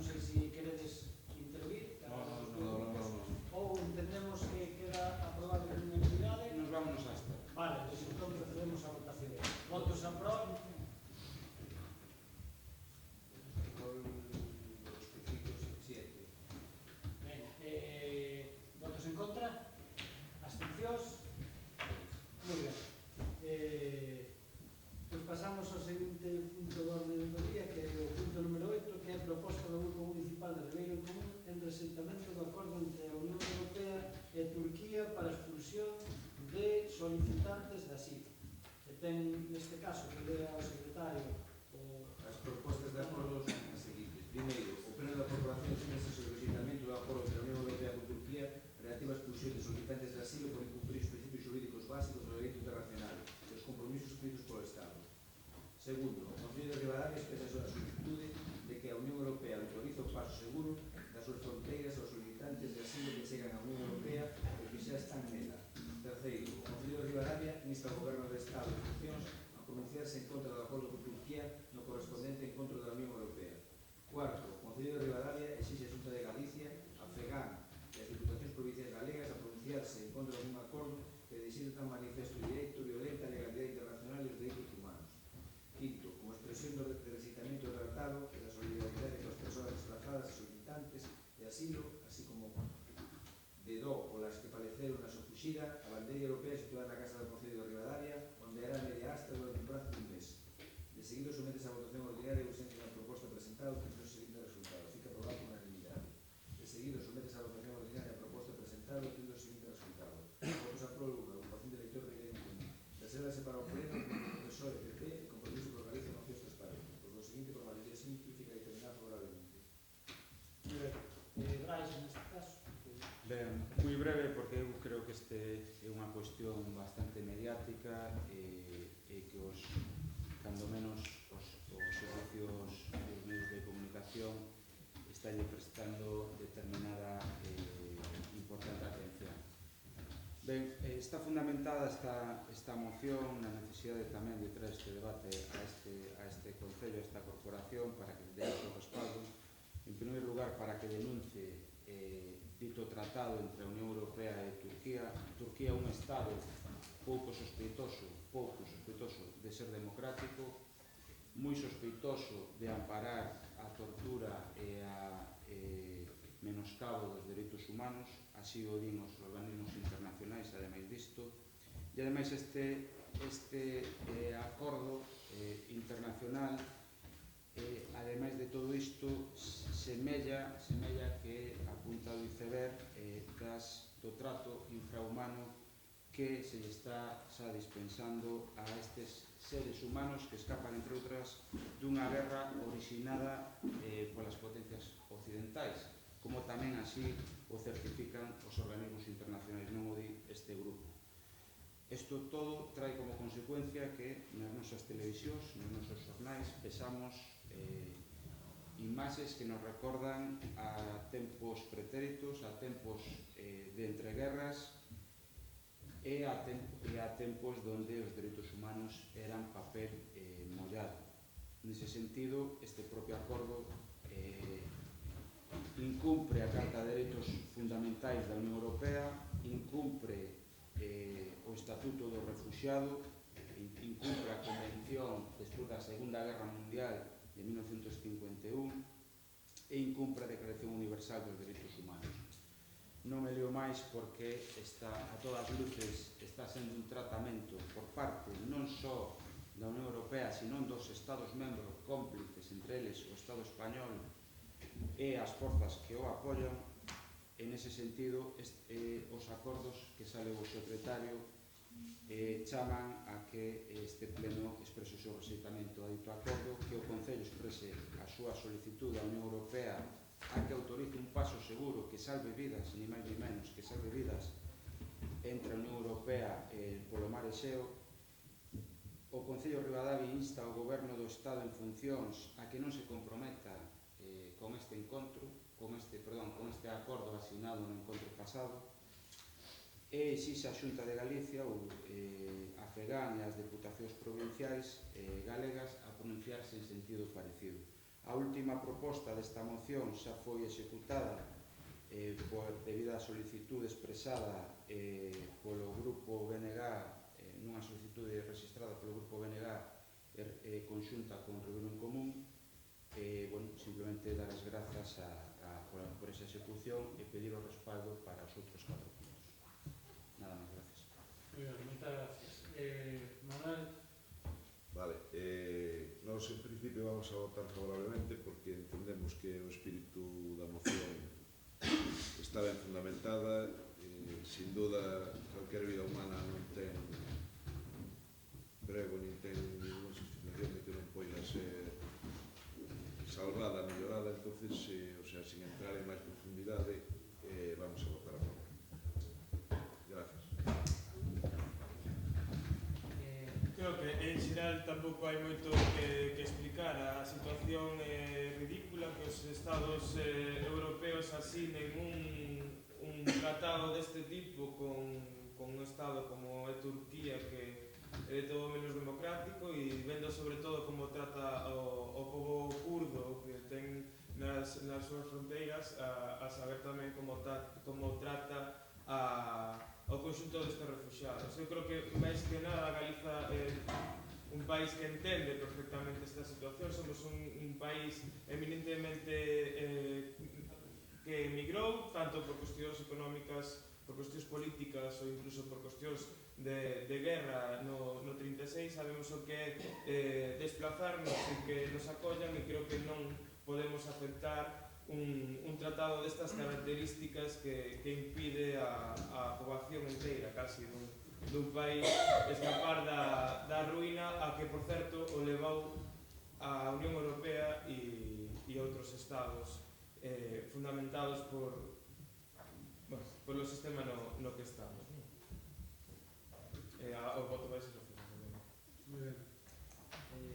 Gracias. César.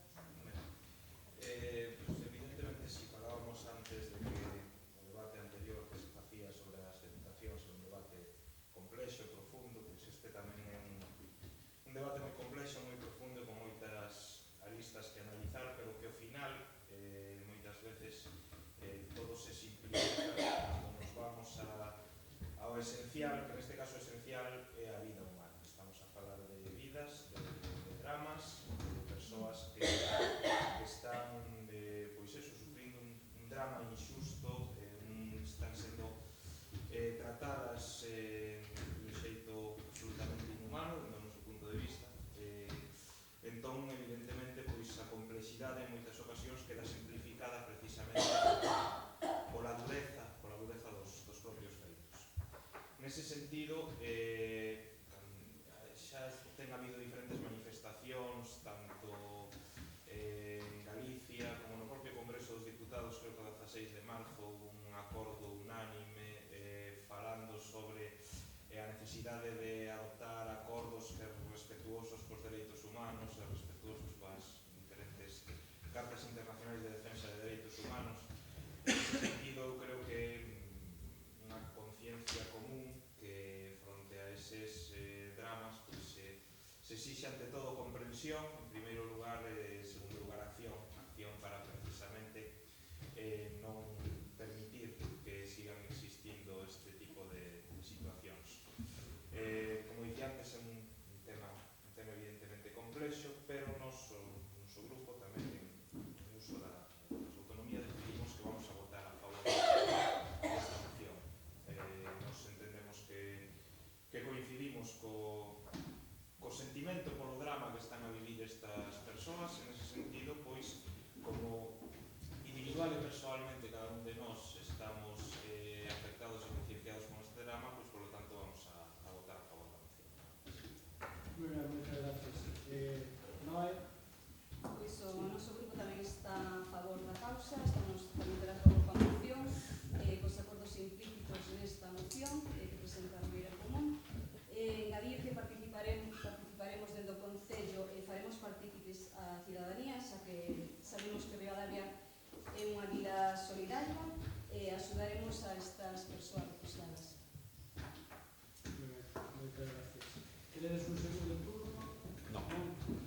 Pois entendo que queda aprobado por unanimidade, e a min aquí, porque nalgúna cousa non con estes refugiados en concreto, pero si con outras cousas, me gustaría decir algo que dixen a mañana, que a veces é recurrente, ¿no? Se gastan cartos en ir a Marte e despois non somos capaces de defender aos que temos na Terra. E digo isto, sin embargo, porque me sorprende tamén que ahora todo o mundo se leva a mans na cabeza cando fai máis de 100 anos que hai refugiados en África, por exemplo, todos os días, e que escapan dos países dun lado para outro. E eu, por sorte ou por desgracia, o vi en primeira persoa. Por tanto, sin menospreciar ni moitísimo menos estas caras totalmente a favor, de logo a condición humana a veces nos leva a pensar que temos mala regla. Nada máis. Entendo que se vota por unanimidade e queda aprobada por a mesa. Pasamos ao noveno punto do orden do día neste caso, que é a proposta do Grupo Municipal de Ribeiro en Común para a declaración do Concello contra os tratados de libre comercio. Neste caso, teria tamén A proposta de acordo é a seguinte. Primeiro, declarar o Concello de Ribadavia como municipio posto o Tratado Transatlántico para o Comercio e o Investimento, acordos de asociación económica, acordo económico e comercial global e acordos sobre o comercio de servicios, que implica a Unión Europea, Estados Unidos e outros 22 países, que negocian na actualidade a Comisión Europea, así como todos os mecanismos de arbitraxe e cooperación reguladores que nestes e outros tratados imponen en detrimento da democracia, o ben común e os dereitos e libertades das persoas e os povos.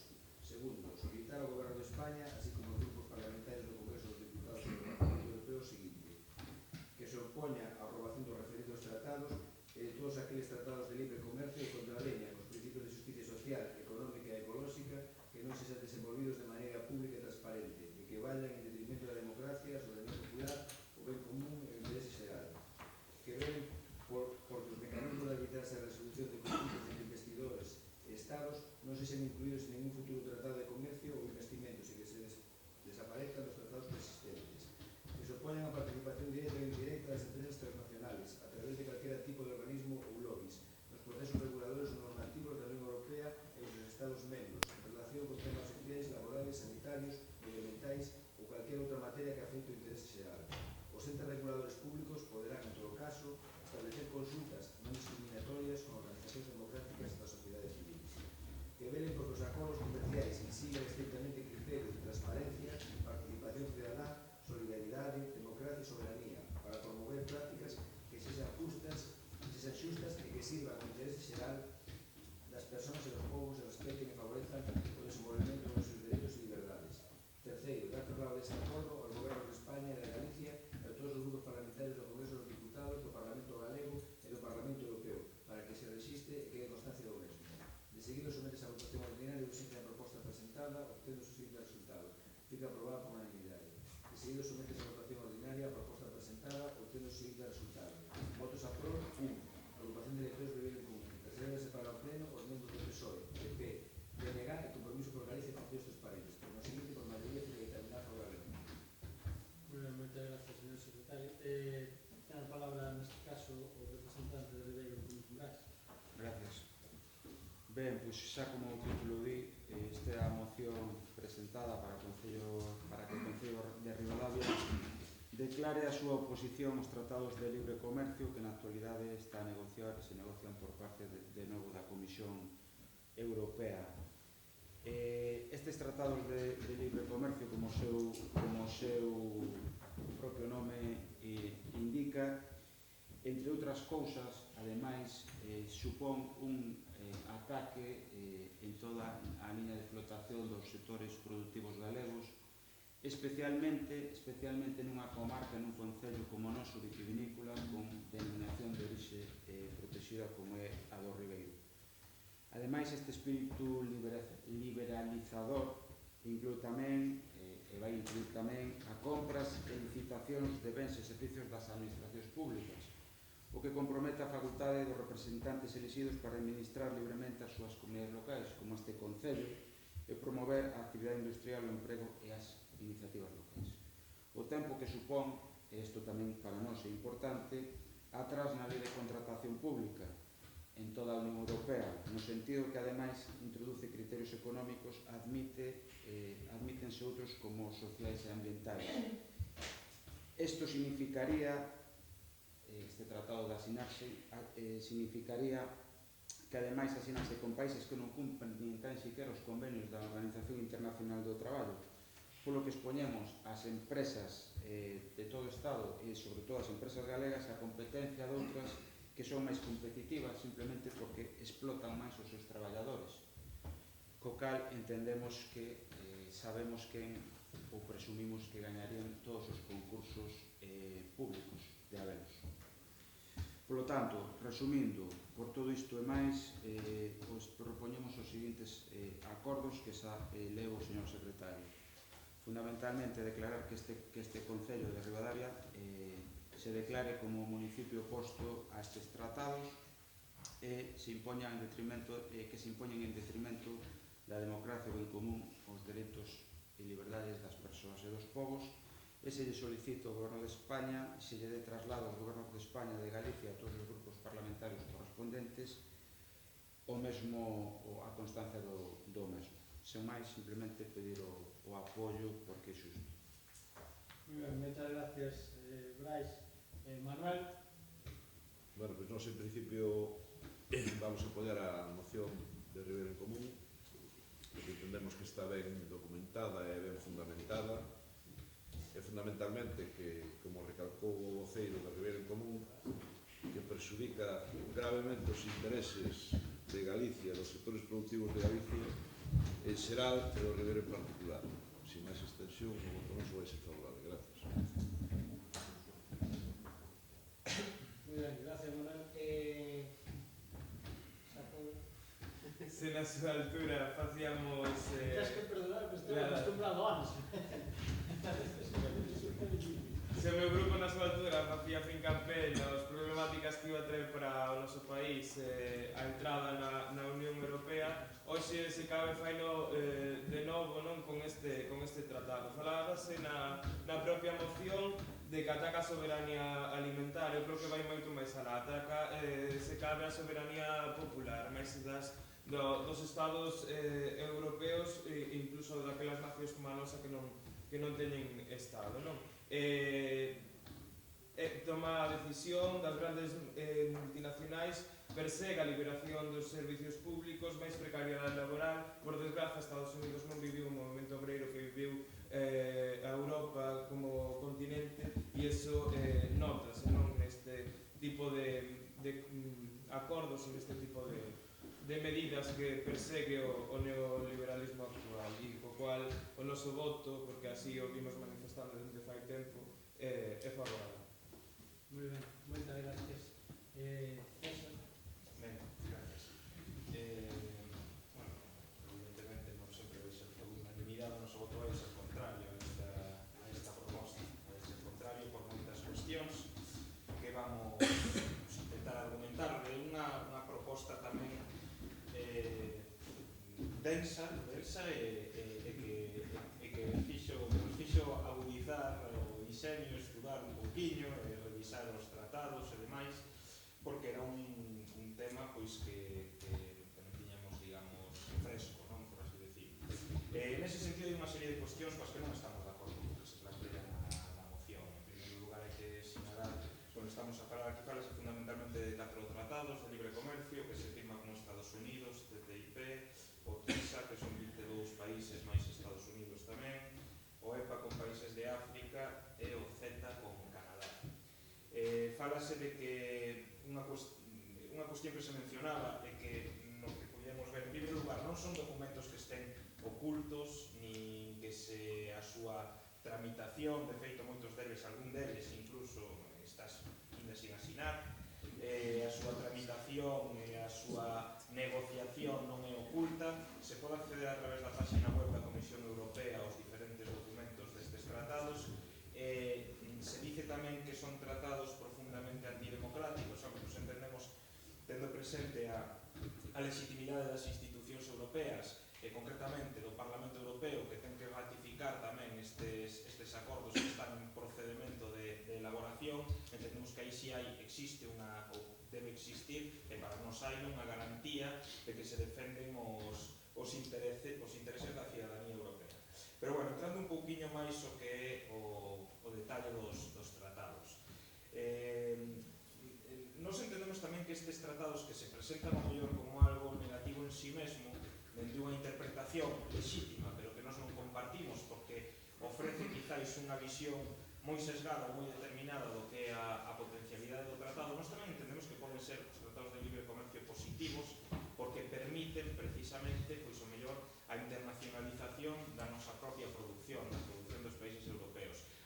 cuestións que sí hai que ter moi presentes cando se levan a cabo este tipo de tratados. Falábase antes, por exemplo, a competitividade, o problema da competitividade cando se entra en tratados de libre comercio con países que non teñen as mesmas condicións de mercado laboral e demais, e que iso pode provocar disfuncións no sistema productivo, neste caso dos países europeos. Nós creemos que tamén se pode interpretar isto como unha garantía, é dicir, o sistema e o mercado laboral europeo, un mercado laboral garantista e defensor dos intereses e dos dereitos dos traballadores. Nese sentido, tamén falaba antes Xacobe casi da Unión Europea como se fose un monstro. Nós non o vemos como un monstro a Unión Europea, é dicir, nós entendemos que a Unión Europea é froito dun proceso de unión de todos os Estados europeos que trouxe moitísimas cousas positivas á convivencia en Europa. Cousas delas moi positivas para a convivencia en Europa, como facendo unha lixeira referencia que falábamos antes, por exemplo, o espacio Schengen, que non é un espacio de comercio, pero sí de circulación de persoas, de carácter totalmente libre, pero tamén a nivel comercial trae moitas oportunidades de desenrolo e de internacionalización para o que son as potencialidades económicas de cada un dos Estados membros. Nese sentido, xa digo, nos entendemos que pode ser incluso unha garantía que a Unión Europea defenda o que así se pode ver nos tratados, concretamente no TTIP, no tratado que se está aquí, que es de asinar con Estados Unidos, está claramente escrito, se pode ver como se garantiza o mercado laboral, é dicir, as condicións do mercado laboral europeo para o funcionamento dese tratado e o mantemento do mercado laboral europeo. Hai outras cuestións tamén moi importantes. Isto pode permitir generar economía dos países membros da Unión Europea precisamente pola internacionalización. Falábase da perda da soberanía alimentaria e dos problemas que pode dar o sector primario, nomeadamente a agricultura, por competir con outros sistemas productivos de agricultura que tens dun carácter máis extensivo, pero que ao mellor o que permite tamén é poñer un produto agrícola de calidade, como é o produto agrícola europeo, neste caso falando de Galicia concretamente, nun mercado no que pode competir a un precio moito máis elevado, precisamente diferenciándose pola súa calidade.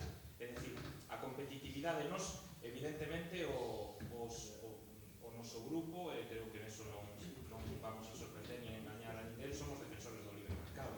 Evidentemente é unha cuestión que non engañamos a ninguén, porque creemos que é positivo o libre mercado. Creemos que é positivo precisamente porque tamén ao mesmo tempo permite aumentar a competencia e beneficiar ao consumidor, porque tamén precisamente a competencia neste libre mercado pode permitir unha baixada de prezos que beneficien tamén os consumidores. O sea, nós non vemos tantas cousas negativas nestes tratados de libre mercado. Hai que ter presente que estamos nun proceso globalizador. Hai quen no defende, hai quen lle gusta e hai a quen non. Posturas perfectamente legítimas sempre. Nós, dende logo, defendemos a globalización como unha oportunidade. Entendemos nese sentido que Europa ten que estar ben posicionada no proceso globalizador, porque ou se posiciona Europa no proceso globalizador ou a propia globalización se vai encargar de borrar a Europa do mapa. Entón, nese sentido, nos creemos que Europa ten que levar a cabo un papel proactivo e defenderse, e entrar neste mercado global con forza e cunha posición claramente determinada. Creemos que estes tratados posibilitan a defensa desa posición. Xa para rematar, porque tampouco me quero enredar demasiado en cuestións técnicas dos tratados, e máis que son evidentemente complexos e cada un deles ten unha particularidade, hai unha cuestión que si non comparto do que se argumentaba antes tamén, e é precisamente o feito de que se diga que poden entrar dentro destes tratados de libre comercio servizos públicos. Eu leín directamente, xa digo, estes tratados podense consultar na página web da Comisión Europea e baixo ningún concepto queda garantido que nos tratados non entran os servizos públicos. Entón, nese sentido, para nós, dende logo, esa cautela está garantida xa nos propios tratados. E despois, como dicía, xa para rematar, queda sempre o último paso, que é a cautela ou a guarda democrática que ofrece o Parlamento Europeo, que ten que ratificar ou non estes tratados unha vez elaborados pola Comisión antes da súa asignatura.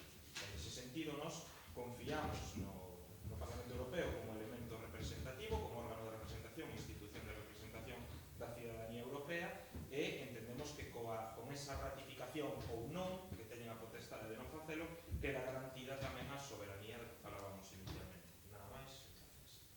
Moitas gracias. Segundo turno. Brais. Perdón. Ben, o que está claro é que nin é todo blanco, nin vai ser todo negro, non? Pero que temos que ter un pouco objetivo é, sobre todo, no territorio onde nos toca desenvolver, pois, neste caso, pois, nesta moción. Eu entendo, pois, que o libre comercio pode estar ben en algunhas determinadas cousas, pero para nós, eu penso que vai traer máis prejuicios que positivos. Está claro que este libre comercio vai ser enfocado, vai ser beneficiado das grandes empresas, non? Por exemplo, hoxe todos somos conocedores dunha multinacional que temos aquí en Galicia que pois seguramente que sea máis beneficiada pois deste propio libre comercio, xa que está traballando pois prácticamente todo o mundo e producindo, pois tamén xa levanos producindo tamén onde produce. O que está claro é que nos sectores onde nos desenvolvemos nós e para nuestro cada día, eu creo que vai ser máis perxudicial que positivo. Por lo tanto, entendo que nin vai ser todo blanco nin todo negro, pero para nós, para unha denominación de orixe, para produtos de calidade, onde se valora pois un valor engadido pois dese territorio, entendemos pois que vendrán empresas onde realmente será el precio competitivo duro, pois, bueno, pois a capacidade de elixir sempre é o consumidor final, pero entendo que para nós vai ser máis negativo que positivo. Por lo tanto, este grupo vai apoiar pois, a moción de Ribeiro en Común. Moitas gracias, Javier. Segundo turno. Brais. Moi brevemente, porque se nos fai tarde e as posicións xa están clarificadas e expostas. Simplemente unhas pequenas puntualizacións, porque escoitando ao portavoz do Partido Popular se veía que estuéramos en Baviera ou no núcleo duro da República Federal Alemana. Para unhas cousas nos gustaría, pero a realidade teimuda é moi distinta, non? Entón, xustamente, internalización das empresas, eu non sei que empresas galegas se vai internacionalizar. En tal caso, os únicos que nos internacionalizamos son os cidadáns galegos que temos que emigrar. Empresas moi poucas. E iba, sobre todo, pola cuestión agrícola. Non só o que dixo o portavoz do Bloque Nacionalista Galego, porque concordo 100% respecto á soberanía alimentar, senón tamén ao que comentaba do Partido Socialista respecto á comarca do Ribeiro. É dicir, eu sempre fago a reflexión que na comarca do Ribeiro, na denominación de orixe, mellor dito, non na comarca, na de o Ribeiro, hai máis variables de castas de uva que en toda o Estado francés. Digo, o Estado francés, que é potencia mundial en exportación de viño. Isto é un exemplo só, sei que os dous están na Unión Europea, pero que resulta que hai viño en todos os continentes. Co cal, non quero ni imaginar as consecuencias que isto podría traer tamén a esta comarca, onde só podemos competir pola calidade. Só pola calidade, a variedade de uva, etc. E fundamentalmente aos produtos agroecolóxicos e ecolóxicos de respecto da terra e do medio ambiente. Eso é, desde logo, como o noso grupo ve as posibles consecuencias que isto podría traer. Sin entrar en máis no modelo de relacións internacionais que a veces se omite, na súa exposición omitiu, as relacións internacionais actuais están basadas simple e llanamente na imposición, na desigualdade e na injustiza de 4 potencias mundiais que defenden simplemente a gran banca e as grandes multinacionais que, volvo a decir, ninguén elixe, ningún cidadán elixe. Entre outras cousas, tampouco elixen a Comisión Europea. Pero, bueno, eso xa sería outro debate. Gracias. Moitas grazas, Brais. Manuel. Nada, refiro ao mesmo, que vemos que a moción está ben documentada e fundamentada, e a recordar que nos aquí, sobre todo defendendo o Ribeiro, como fixeron xa hincapé varios portavoces, por momento que nos globalicemos, nos aquí todavía seguimos dando sulfato de máquinas de cobre en California e sulfatos de avionetas, entonces nunca podemos ser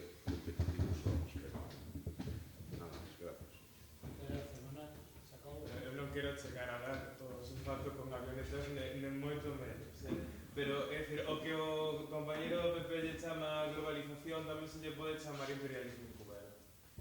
O TTIP é un privilegiado por eso, pásamo por favor por correo porque o acceso a esa documentación é imposible casi.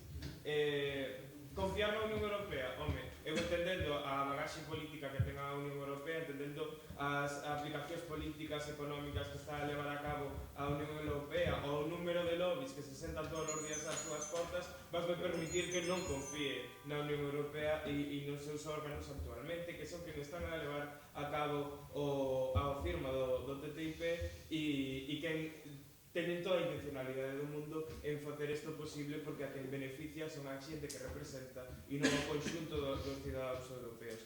Pero, como ben dixo o portavoz do Grupo Socialista, eu vivo en Ribadavia, son de Ribadavia, son da comarca do Ribeiro, non? A realidade aquí é unha e eu que sepa, os comercializamos dende Galiza os nosos produtos a múltiples países, Rusia, China, Estados Unidos, etc. Non temos a capacidade no sector productivo no sector primario de internacionalizar, máis alá de exportar os nosos produtos. Creo que ata agora se está facendo dun xeito exemplar, moi ben, competimos coas empresas por eso, pola calidade, pero o problema non é tanto a capacidade que teñamos nós de levar o seu produto, sino a introducción dese produto nunha economía como a nosa, non? Eu non estou disposto a que haxa nos meus supermercados alimentos de orixe transgénica, non estou disposto a que haxa nos meus supermercados alimentos ou producións de dudosa procedencia e incluso de dudoso respeto polo medio ambiente. Son biólogo, creo que aí vaime un pouco ao corazón, entón creo que é simple llano, non falaba antes de que era simple llano o debate anterior. Eu creo que para min este tamén é máis alá das reviravoltas que lle podamos ver. Gracias.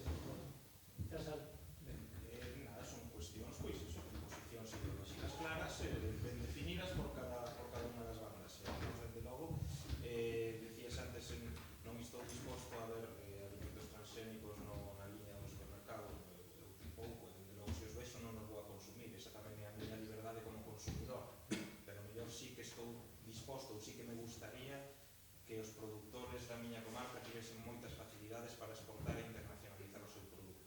Eso sí que me gustaría, porque xa digo, non hai que ver solo como a chegada ou invasión dun produto foráneo aquí, sino que hai que contemplar tamén a posibilidade de poñer o noso produto no exterior. Nese sentido, sin intentar polemizar ni decir nada máis, eu non teño unha visión tan pesimista do noso produto, como se transmitía antes de que ainda damos o sulfato. Que é a realidad, César. Non hai claro, concentración agraria. Non o entendo como unha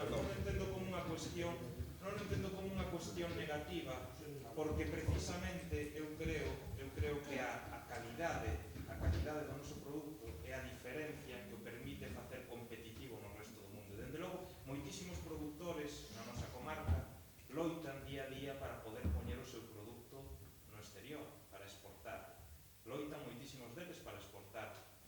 Si podemos darlle facilidades a que ese produto compite en outros mercados, eu non vexo por que non facelo. Pero bueno, xa digo, ao final é unha posición de posturas ideolóxicas claras, ben definidas. Nos dentro logo temos a nosa, defendémola, por lo tanto, pois votaremos en contra desta proposición. Moi ben, gracias, César. Ben, eu penso que xa todos os grupos expresaron pois a súa intencionalidade, que creo que xa está todo dito, por tanto, pois, nada, pois apoiar a moción, e, bueno, creo que la votada, efectivamente. Me parece perfecto, gracias, Javier. Solo un apunte que non ten que ver directamente con a moción. Digo isto sin ningún tipo de actitude. Vou dicir dúas cuestións diferenciadas. Primeiro, como eu evidentemente me autoimpuse unha fecha de caducidade nesta corporación, son un dos máis vellos, me refiro en canto aos que habitualmente falan, pois me alegro de que a corporación nun futuro quede en boas maus, eu digo con total credibilidade e con total convicción, porque está claro que o debate é profundo e que xa me gustaría a min que noutros foros que se teñen por bastante máis importantes se produciran debates deste tipo, porque a verdade é que o nivel é bastante mediocre comparado co que hai aquí. Dito isto, tamén digo porque a veces hai incongruencias cando se fala, non digo da propia moción, sino cando outros grupos traigan mocións que ao mellor non teñen tanto que ver co ámbito local, espero que ninguén diga que estas mocións pois están para debatir ao mellor noutros ámbitos e se amparan neso.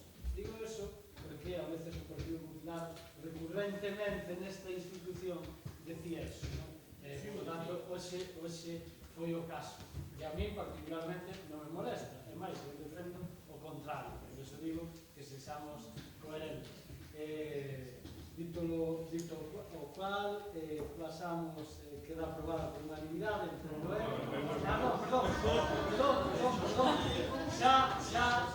xa contaba co Partido Popular para todo, algo tiña que estar en contra, perdón, levo hoxe ainda que veñen 10 horas de pleno, e me é complicado xa razonar.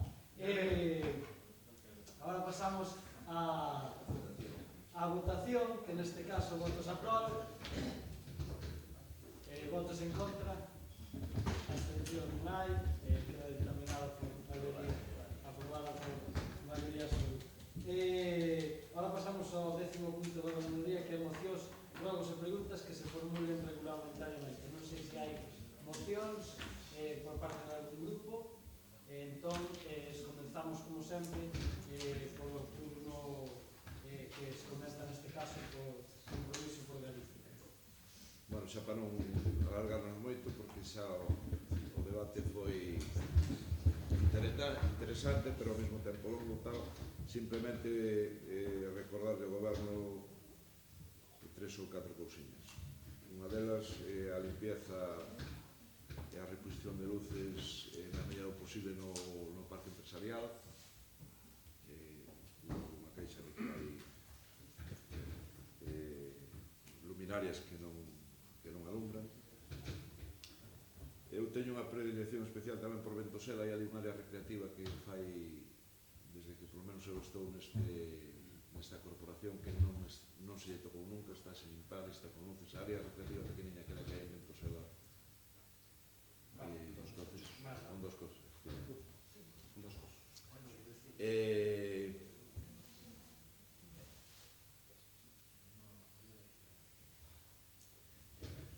E hai un contenedor que está totalmente roto, recordarle ao concelleiro de servicios na estación de ferrocarril, e a maior esa limpeza aquela que temos pendiente. Moitas gracias, nada máis. Moitas gracias, Manuel. Tomamos os rogos en conta e dicirche unha cuestión só por apunte. No parque empresarial non é que falte luces, é que faltan prácticamente todas, por unha cuestión, é que nos roubaron o cableado fai moito tempo. Entón, hai a mesa aprobado, hai un proxecto que metemos precisamente para intentar dotar de alumnado público para o empresarial. Esperemos que, neste caso, a Xunta non teña ben concedendo, non? Era a modo de apunte, non? O resto dos robos, seguro que o concelleiro de servicios tomará boa conta. O seguinte turno de Brais, de Río Común. Sí, gracias. Eu teño bastantes robos e preguntas, o sea que son 8 robos e preguntas. O primeiro é respecto á aprobación das bases de selección de peón de GES do Grupo de Emerxencia Municipais, que foi feito na Xunta de Goberno Local dia 21 de marzo de 2016. vamos a solicitar copia do informe de intervención ao que se fai referencia, que non tuve tempo de solicitalo. Preguntamos, isto sí, se a praza pola cal se aproban ditas bases estaba incluída na renovación do GES feita no inicio de 2016 para o período 2016-2018. De ser afirmativa esta resposta, o noso grupo opina que coas prazas renovadas en 2016 tamén se renova o listado de sustitución surgido das probas de acceso para o GES 2013 e 2015. E de non ser afirmativa, o noso grupo non ten nada que obxectar a convocatoria de dita praza.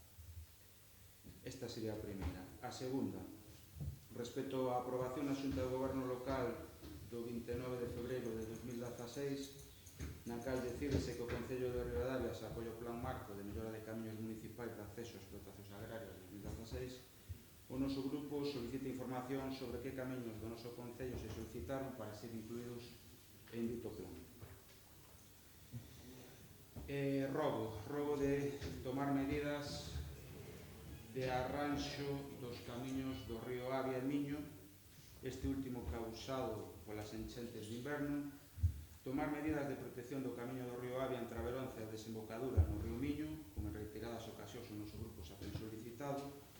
O seu deterioro viuse aumentado polo tránsito excesivo de coches, pois en tramos onde non existiu desborde do río atópase igualmente danado.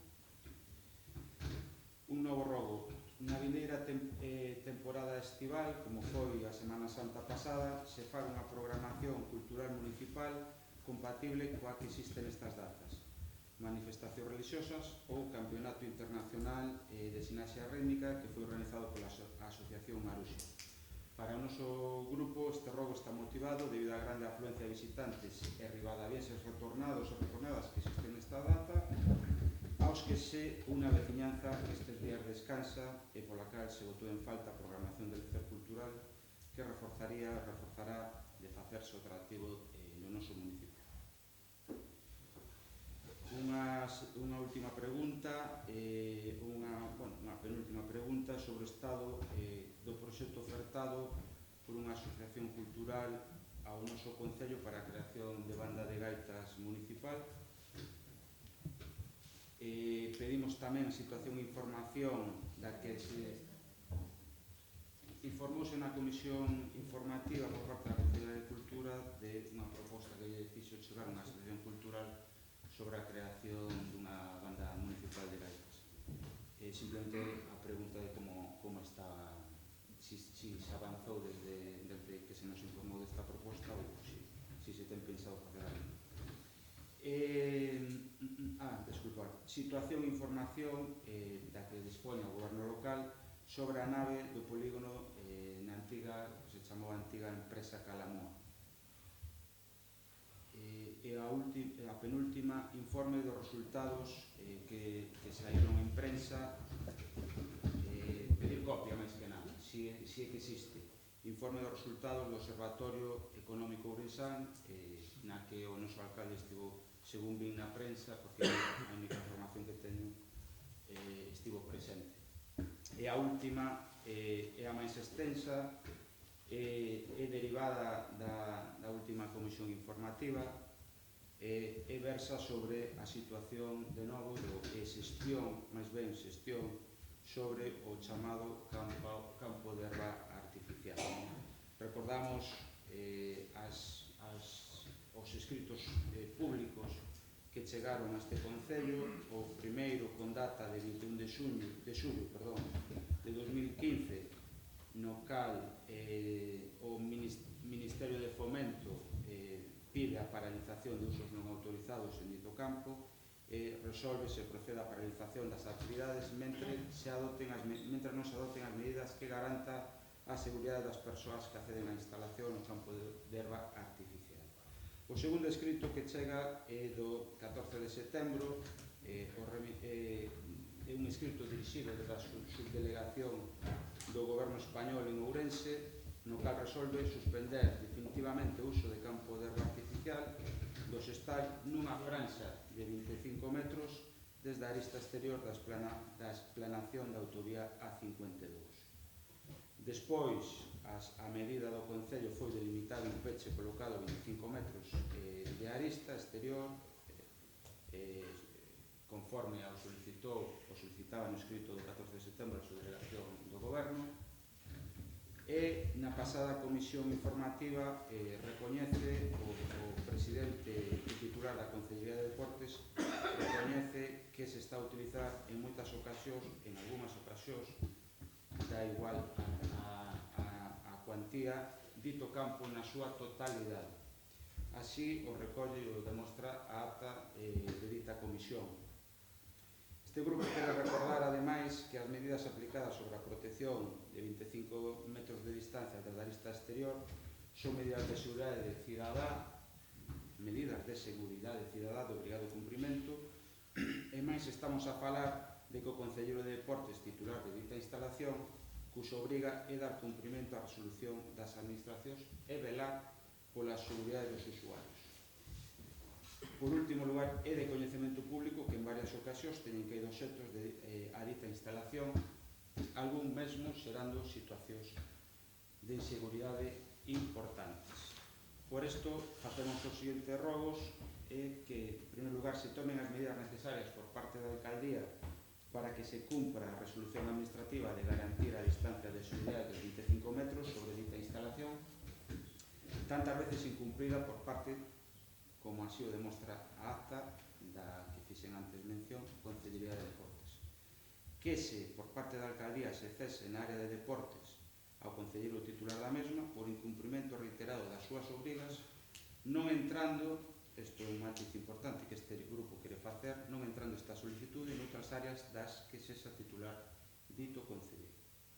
E por último, xa se axilicen os trámites xa reclamados polo noso grupo no pleno ordinario do 28 de xaneiro e se proceda á resolución de dita instalación, recordando ademais novamente que o día 21 de xullo de 2016 vence o prazo estimado según informe da Secretaría da Deputación Provincial para proceder a unha resolución pactada entre as tres administracións implicadas en dita infracción: Concello de Ribadavia, Deputación Provincial e Confederación Hidrográfica, xa que de non ser así, ademais, tería como consecuencia que todo o custe podería recaer no Concello de Ribadavia.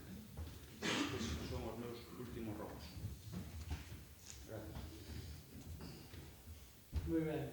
Primeiro, logo, con respecto ás bases do GES, terás, evidentemente, a información que precises, solicites, e xa te adianto que non vas a ter nada que dicir, como ben propuxeches. Con respecto ao tema do plan marco, informo de que é un camiño que hai en San Cristóbal que se denomina Val de Ouro, que anteriormente eso se propuxo aos técnicos que ademais son da Consellería, que coñecen precisamente cales son as disquisicións deste plan marco, que é diferente a outros anos, e que, por certo, tan pronto eu tuve coñecemento delas, pois reunín os grupos e lle fixen saber cales eran, recordo, e tamén lle fixen saber que estaba a disposición para escoitar calquer proposta que tuveran.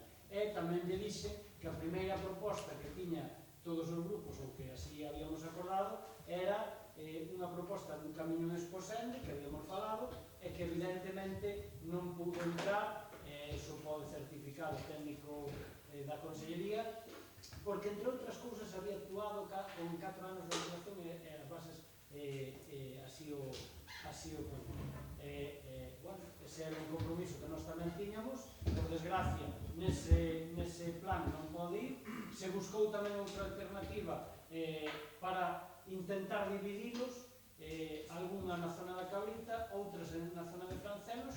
O plan marco é moi complicado este ano, e a única que encontramos que se atopara, porque teñen que ir por dúas, como mínimo, dúas explotacións agrícolas que ainda encima estén dadas de alta, bueno, non recordo ahora todo, recordades que explicamos, simplemente nos guiamos por criterios técnicos, porque ao final apenas atopábamos un, porque entre outras moitas cousas tampouco entraban, según nos dixeron, as propias concentracións parcelarias de Santander, que tamén é complicado, porque é onde podía ser.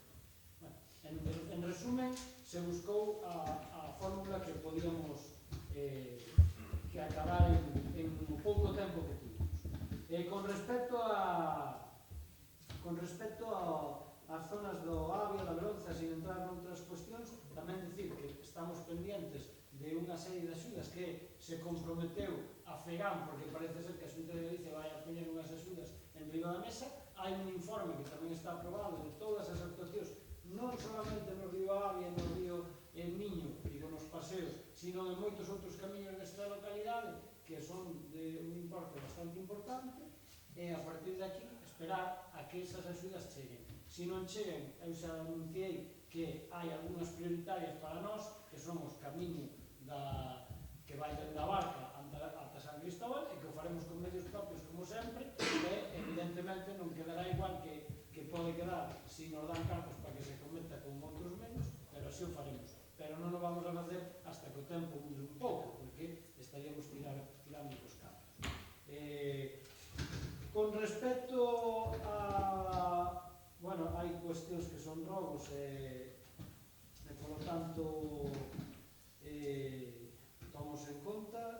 Con respecto a esa pregunta, porque entendo que é unha pregunta, si temos contestación ou se sabemos algo de Asnave, a nave de Calamúa, neste caso, parece ser que hai algún interés, está en concurso de acreedores, en proceso de liquidación, e sí que hai interés por parte de unha empresa.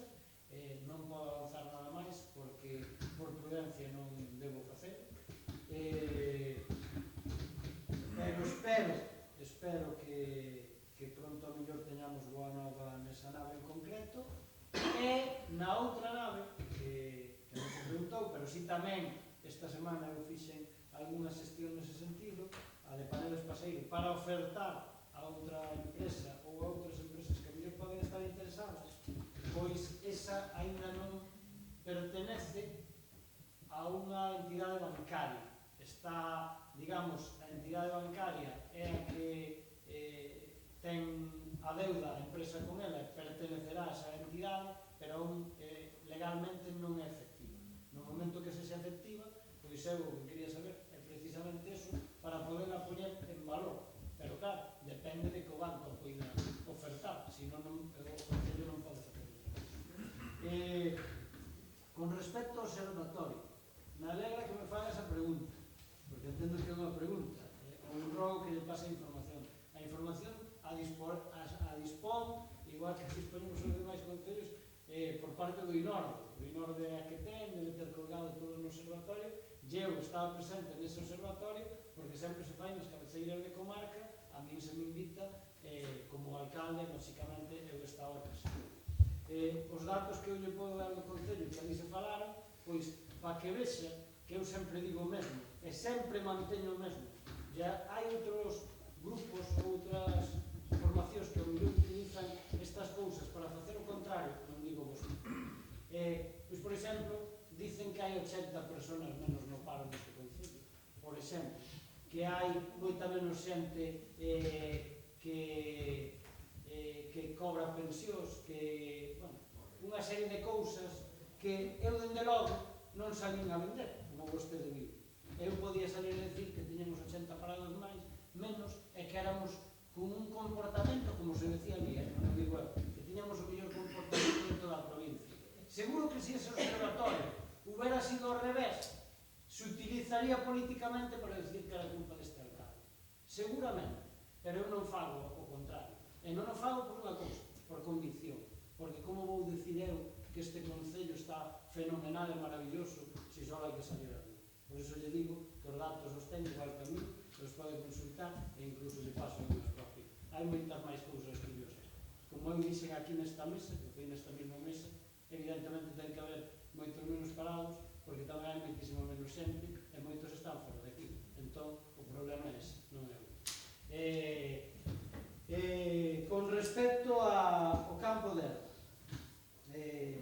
dende logo son de obligado cumprimento, farinas cumplir, é a miña obriga, é a miña responsabilidade, e tomarei as medidas.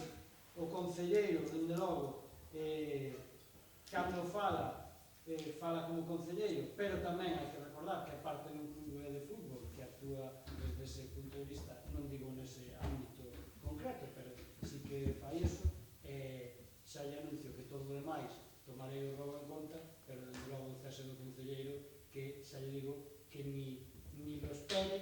se lo espere nadie neste momento, ni moitísimo menos, porque o concelleiro fai ben as súas funcións, é un concelleiro que está aquí traballando todos os días gratuitamente e que fai un traballo excepcional para esta alcalde. Por tanto, eu vou defender a capa espada. Dito isto, creo que me queda o custe que pois algo tiña de vostede, pero entón algo non teño, perdón, nada máis. Paso ao seguinte, que neste caso é Xacobo. Brais facía a pregunta, solicitaba as bases do FES, eu solicito que se explique a motivación que leva a sacar a plaza así e non a facelo como se fixo en outros casos, ou de non sacala, ou a tirar de lista, non? Eu creo que é unha decisión que se toma e que necesita unha explicación. Despois preguntar polo plan de pagos de Fenosa, que como está, donde aparece reflexado, descoñecemos esa evolución e despois vamos ir baixando. Solicítase a limpeza do recinto escolar, non sei. ¿Qué preguntas la segunda? O plan de pagos que está asignado con Fenosa. Eso, que en qué circunstancias está e de dónde se está a sacar esa partida económica. Ao rogo é que se proceda a limpeza da esplanada do instituto e do colexio, porque, bueno, hai moita, non sei se é competencia, pero senón que se paga o chamamento para que se realice, porque os que estudan el sí que son competencia nosa. Bueno, na zona da Veronza limpouse o conxunto do parque, pero no que, digamos, se chama o xestal, non sei se se quere darlle valorización ao nome, porque crecen as xestas e non se segan xusto na esquina de onde fai o meandro o río, entón se limpe tamén esa zona e non só o que queda á vista, non? Porque é unha zona bonita, ainda que dá sombra, pero ben. Outro día tuve a oportunidade, tocoume tomar posesión da mancomunidade turística e tuve a oportunidade de coñecer unha das actividades que se está a desenvolver deste órgano, que é unha app de difusión turística de Terras do Avia, e eu solicito a este concello que faga unha campaña que nos permita introducir nesa app, como un mecanismo de publicidade do patrimonio e do comercio da vila, que se desenvolva unha campaña para que os veciños coñezan esta aplicación e para que os comerciantes e o noso patrimonio este volcado nesa rede, porque comparando con dos outros tres concellos que están inseridos, Ribadavia é o que máis ten e o que menos está representado nesa app. E nada máis. Moi ben, moitas gracias. Volvo a decir, o PES pasarei igual que vai a ter a información, a partir deste caso que te digo, que foi o Partido Popular, vai a ter a información que vostede solicite, e a motivación, vou a decir, a mesma que lle repetí en comisións. Eu vou a seguir os criterios que me dictaminen en canto a criterios técnicos e en canto á función pública e as contratacións deste Concello. Así fixen, dende fai moitos anos, 12 que levo aquí, nunca nadie tuvo que decir ninguna cousa contraria a isto que estou a decir, sendo o concelleiro personal, salvo alguna vez, hoxe en concreto, alguna señora, pero do resto, eu creo que é un exemplo este Concello en canto a transparencia, por lo tanto, vai non seguir sendo. En ese sentido, todos aqueles postos que signifiquen que non sexan sustitucións, pois evidentemente van a ser por ese camiño. Sempre cambio legalmente, así se recomenda. E esa é a miña motivación e vai seguir sendo a mesma para todos, porque habrá algún posto, só repetir tamén, de alguna outra jubilación que seguirá os mismos cauces. Non se tirará da lista de emprego, da bolsa de emprego que temos, porque entendemos que non son sustitucións, que son contratacións para un tempo determinado bastante importante. Por lo tanto, esa é a motivación. Non hai outra. En este caso, ademais, añadido que hai unha cuestión legal que hai que cumplir, ou así se entende. E eu tamén tiña dúbidas, como tiñan casi todos na FEGAM, casi todos. E ao final, uns tiraron por unha vía, outros tiraron por outra, e nos tiramos por que entendemos a correcta. E así o vamos a facer. Non pasa nada, porque evidentemente se pode presentar todo o mundo que teña dereito a elo e pode optar por concurrencia competitiva e con total transparencia. Non sei cal é a problema neste caso. Informe de plan de pagos. De onde se quita? As partidas son as que temos determinadas. O plan de pagos, estamos pendientes de que Fenosa volva outra vez. Fixemos varias, varias medidas para que algunhas as conocen vostedes e seguramente, ao mellor, nun breve espacio de tempo, teremos unha boa noticia, non digo con Fenosa, sino con respecto ao que significa a xestión de enerxía eléctrica neste concello.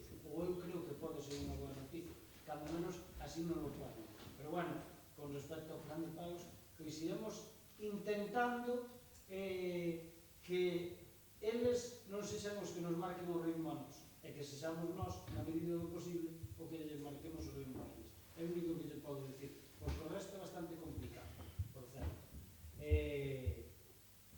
Con respecto ás limpezas, tomamos nota, e lle aseguro que se intenta facer. E da mancomunidade turística, estou de acordo con vostede. Tan de acordo estou que tamén teño que dicir, a veces, non é que non se presenten as cousas, porque me consta que esta estaba presentada, a veces, vou dicir o mismo, o interés non ten que partir só das administracións públicas, senón daqueles que teñen que ter interés en compartir esas ferramentas. E esta, lle aseguro, que foi publicitada no seu momento, para a volver a facer o que vostede dice. E con respecto ao funcionamento da comunidade turística, tamén me reservo o que penso dela. Vostede outro día estuvo a primeira vez, pero se non o viron vostedes, que por certo, que outra vez lle rogaría que me chamen, porque o mellor teño algún problema, tampouco pasa nada, porque ainda que sexa na posición, me avisen se me pasou algo, o fago sempre con vostedes, se algún se despista.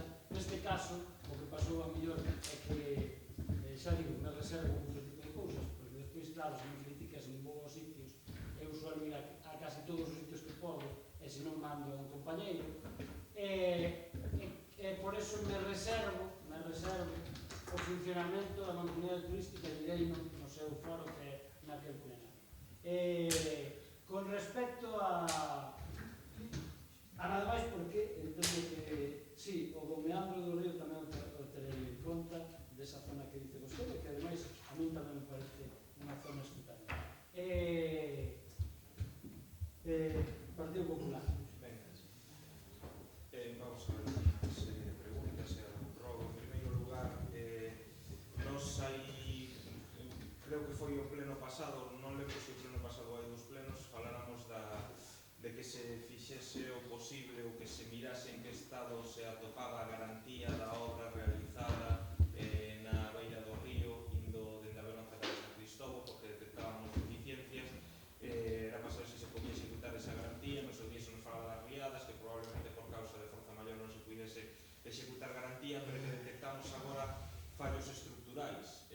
Por exemplo, hai unha canalización de augas pluviais que ven polo empedrado dende a Xeral ata o río, e que está aí non por causa de crecida ni nada, sino que debe quedar mal cementado os adoquíns ou algo que está desfeito.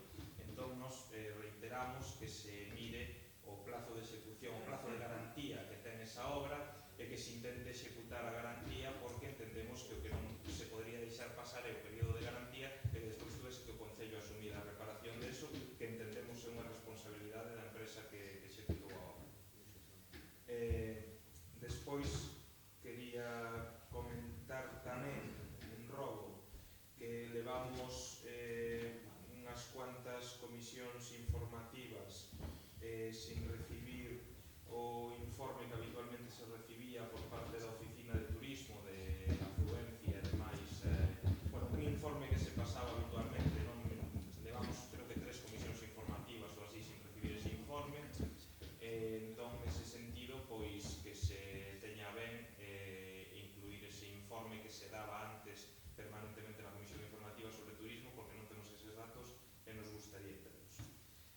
Despois, saber si se fixo xa algunha xestión tamén relativa aos vertedeiros que hai no polígono empresarial de San Cristóbal. Tamén saber, dado que temos solicitado por escrito a cuestión do que é un informe xurídico sobre a convocatoria, ademais non vamos a fondar neste tema, xa agardamos a recibir o informe, pero saber cal é o órgano municipal competente para decidir cubrir unha vacante subindo a lista da garda ou convocando un novo proceso selectivo, saber tamén en que criterio obxectivo con fundamento xurídico se basearán no futuro, indan que algo xa apuntou o alcalde na resposta anterior, pero saber cal é o criterio obxectivo e o fundamento xurídico no que se baseará no futuro o Concello para a cobertura de prazas de traballo derivadas de xubilacións cando existan listas de agarda. Despois tamén saber por que na web do Concello non aparecen como áreas ou servizos municipais o Departamento de Promoción Económica, a Área de Recursos Europeos e a Ruta do Viño do Ribeiro, cando, segundo o anexo de persoal do orzamento, existe persoal adscrito a estas áreas. Despois, por último, dúas cuestións máis, que son o martes, nas comisións informativas se informou por parte do voceiro de Ribeiro en Común de que caíra unha pedra do castelo cara a Rúa Extramuros. A día de hoxe só esa pedra segue ali, saber cal é a previsión para recoller isto, se ten pensado facer algo ao respecto. De feito, comprobamos antes de vir para o pleno que ainda estaba ali a pedra, co cual, por eso reiteramos a petición. E despois tamén unha petición, xa nun tono un pouco máis jocoso, se se me permite, pero bueno, que non deixa de ser algo que entendemos que se debe facer. Hai un árbol no entorno da Plaza de Abastos que está con unhas bombillas, como se fose un árbol de Navidad, entonces nos gustaría que se procedese o antes posible a retirada desas bombillas, ese cable que está no árbol de Navidad, ao mesmo tempo que unha poda tampouco lle diría mal. Por a miña parte, nada máis. Moi ben, moitas gracias. Con respecto á obra da Valenza, me consta que o concelleiro de obras tamén se falou con eles, que evidentemente esas reformas que hai que facer ou esas cuestións que están mal diseñadas pois se arranxarán, porque a empresa non se bota para fora. Evidentemente, volvo a dicir, da garantía con respecto ás riadas é imposible de cumprir. Así lle digo que hai un informe técnico que pide a FEGAN que lle fixemos chegar, porque evidentemente son causas de forza mayor. Con respecto á comisión, ao tema de informe de turismo, lle aseguro que na próxima comisión a concelleira lle pasará o informe, e así se lle fará chegar a todos os grupos, e adianta ademais que será un bo informe, afortunadamente, para o noso concello. A xestión dos vertedoiros, te aseguro que tamén está feita a xestión por parte do concelleiro de servicios, mesmo a leva facendo días e hoxe mesmo a fixe por escrito, porque a Deputación ten que ser a encargada de recoller ou cando menos poñer os medios tamén necesarios para que eso aconteza. Nese sentido, pois tamén me gustaría que eu entendo que o alcalde ten a culpa tamén de que os vertedoiros se tira tamén o escombro, tamén sei que teño a culpa, pero recordar aos veciños, xa que teño oportunidade, o alcalde tamén insta aos veciños a que os escombros se poden retirar e se poden levar a un punto cercano nun concello. Hai un xestor autorizado desde fai pouco, e incluso aqueles aparellos e todo o demais neste concello de Ribadavia pois temos a ventaxa de que os recollemos gratuitamente. Por lo tanto, me gustaría que eso se tuvese en conta por parte dos veciños, que seguramente son moi poucos, ou incluso non son nin deste concello os que incumplen sistemáticamente. Por desgracia, non podemos poñer a un policía detrás de cada cidadano que incumple a normativa, pero lle aseguro que o arranxaremos. Con respecto á web do Concello, o tema das rutas do viño, recoñezo que non sei cal é o motivo porque non está. Buscarei a información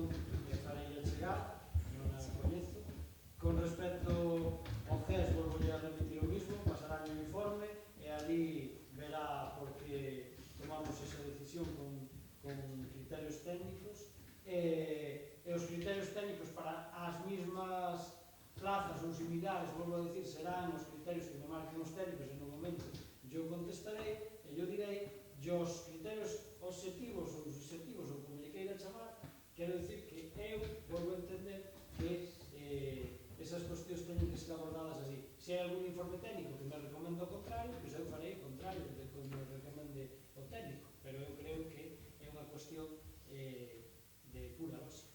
Non é o mesmo unha bolsa de emprego para cubrir sustitucións que unha oferta de emprego público para cubrir pois unhos postos, digamos, entre comillas, fixos. Pois para min é completamente diferente e teñen que estar sometidos a unha cuestión completamente diferente, cousa que pasa en moitísimas administracións. Eu entendo así. Por lo tanto, se hai algo que me contradiga o que eu penso, pois así o farei. Con respecto a Pedro, me comentou o compañeiro que de Concelleiro de Obras que parece ser que se lle comunicou, terían outros traballos e farán en breve. E con respecto ao árbol da Plaza de Bastos, lle digo unha cousa tamén en torno a Focoso. Non sei cales son as bombillas, porque eu non as vi, serán ao mellor unhos portalámparas, pode ser, non sei, ou non sei se bombillas, non sei. E con respecto ao Pedro, lle aseguro que non fai falta que me recorde vostede, que me recorda alguén da familia todos os días, non solamente nese, sino nese de casa. Pero eu estou esperando que os operarios digan que é a temporada de poda que se pode rodar. E, por lo tanto, tamén o faremos. Temporada de poda se vai acabar. Se van a formar a cepa. Pero de poda é que permite o tempo. Claro. Sabendo como está, pois é complicado. Poda dos árboles, non é o mesmo? Según eles. Todos son plantas. Según eles. Todos son plantas. Pois non sei, testi vamos a preguntar unha así. Eu só quero recordar un que se fixe o día 25 de febreiro.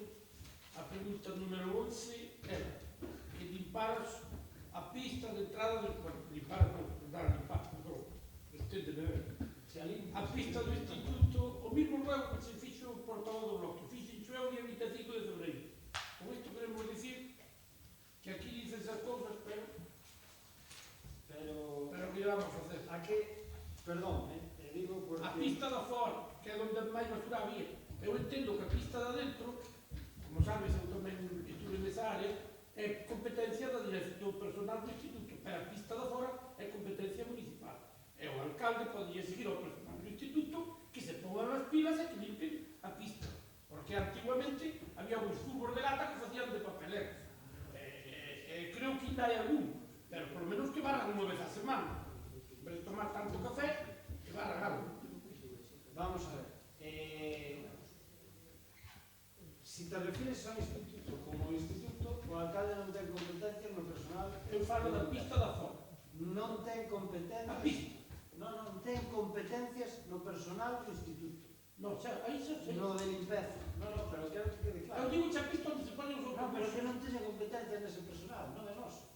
É que a pista onde se ponen os autobuses non podo é da limpieza dos barrendeiros, que o personal é do instituto é a banda, é o patio.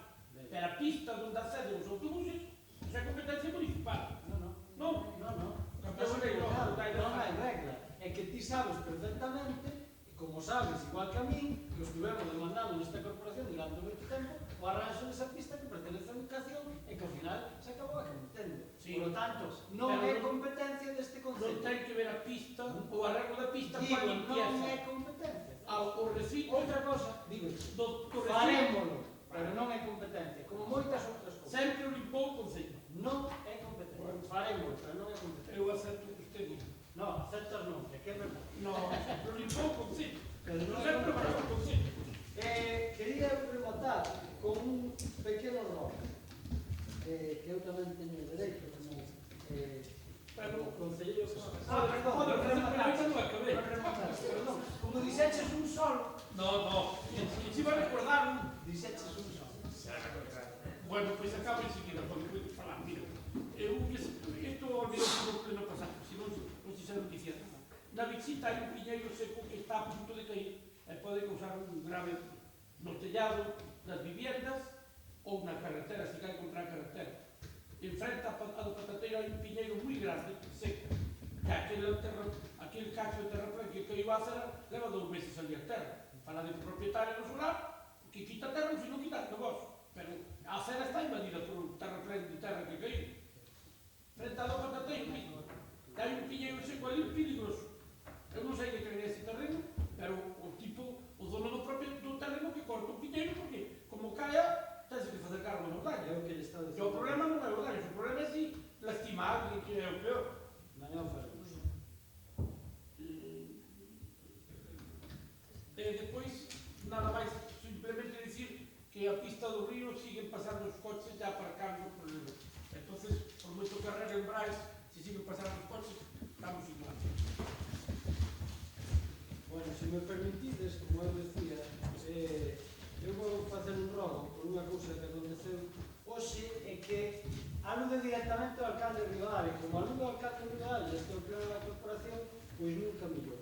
E digo isto porque se fai unha acusación dicindo que o voceiro socialista da Diputación que ten aberta unha causa contra el como alcalde de Ribadavia, presentada por un traballador municipal en defensa dos seus dereitos fundamentais, unha acusación moi grave contra un representante público polo que ten que dimitir dos seus cargos.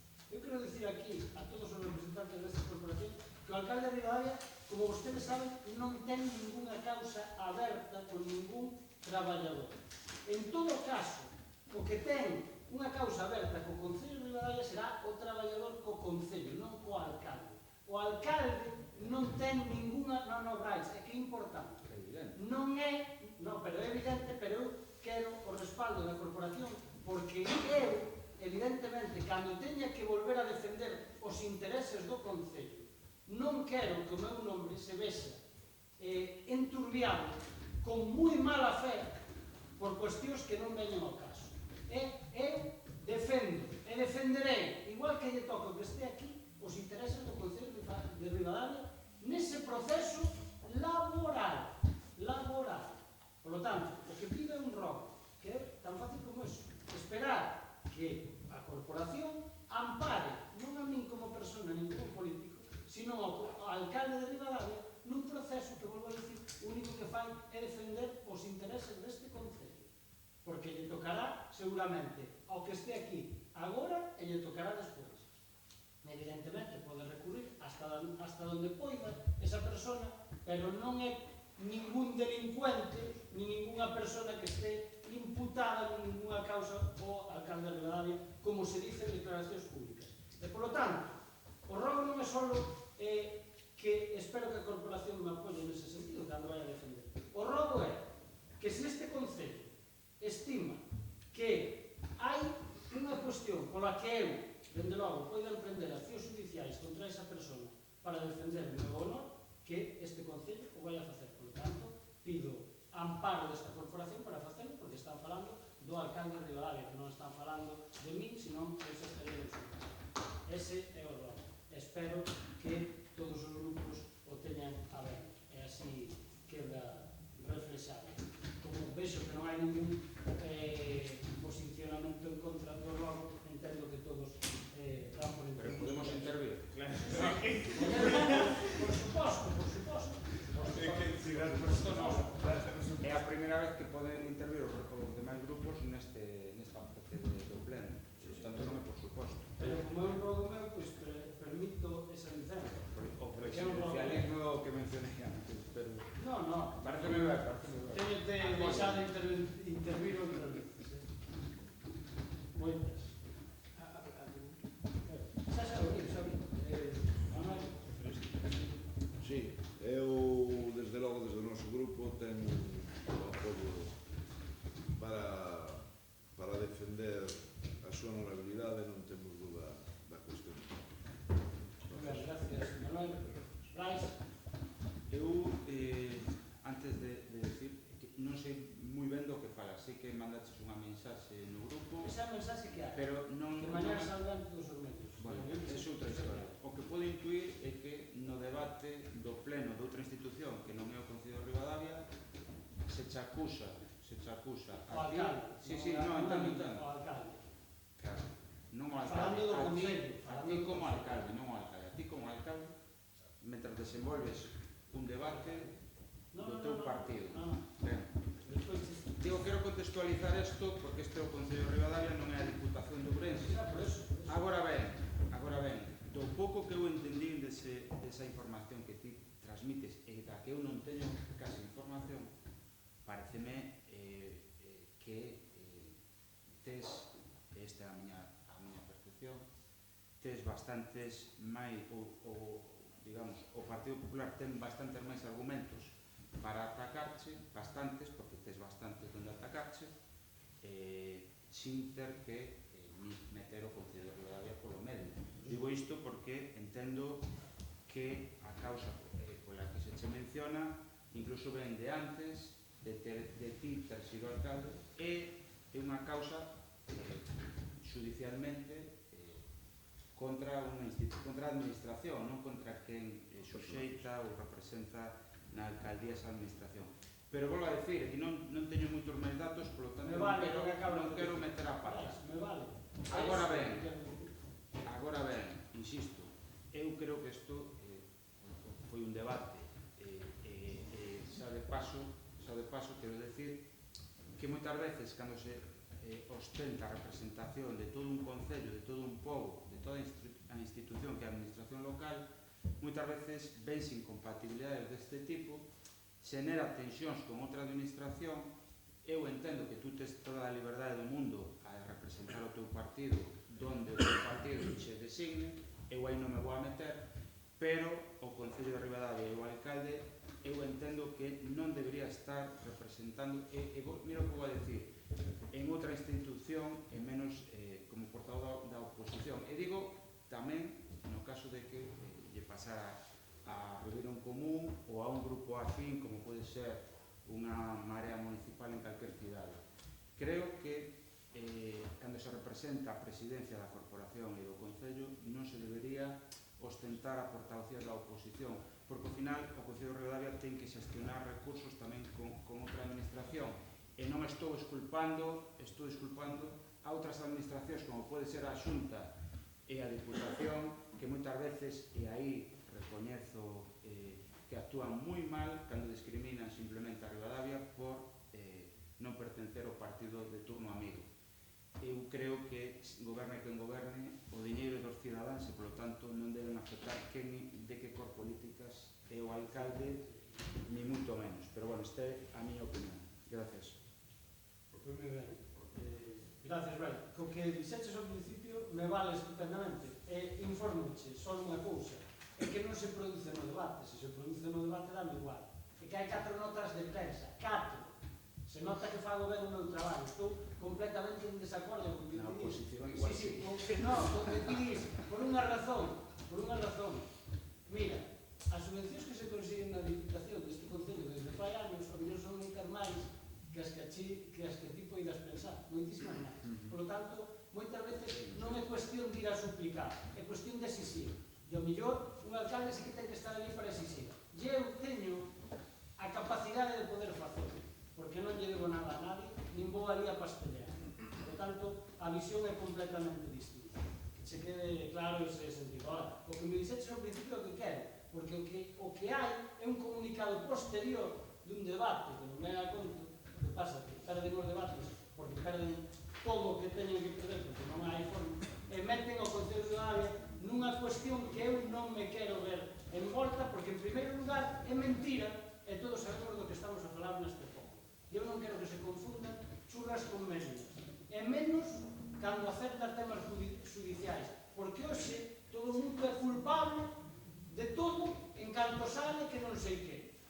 E eu non son culpable de nada, porque eu actúo honestamente. Outra cousa é que me equivoque, como dices tú moitas veces, e que me critiquedes moitas veces. Pero te aseguro que non fago nada e tú sabes perfectamente. Por eso quería que con eso me vale. Se acaba?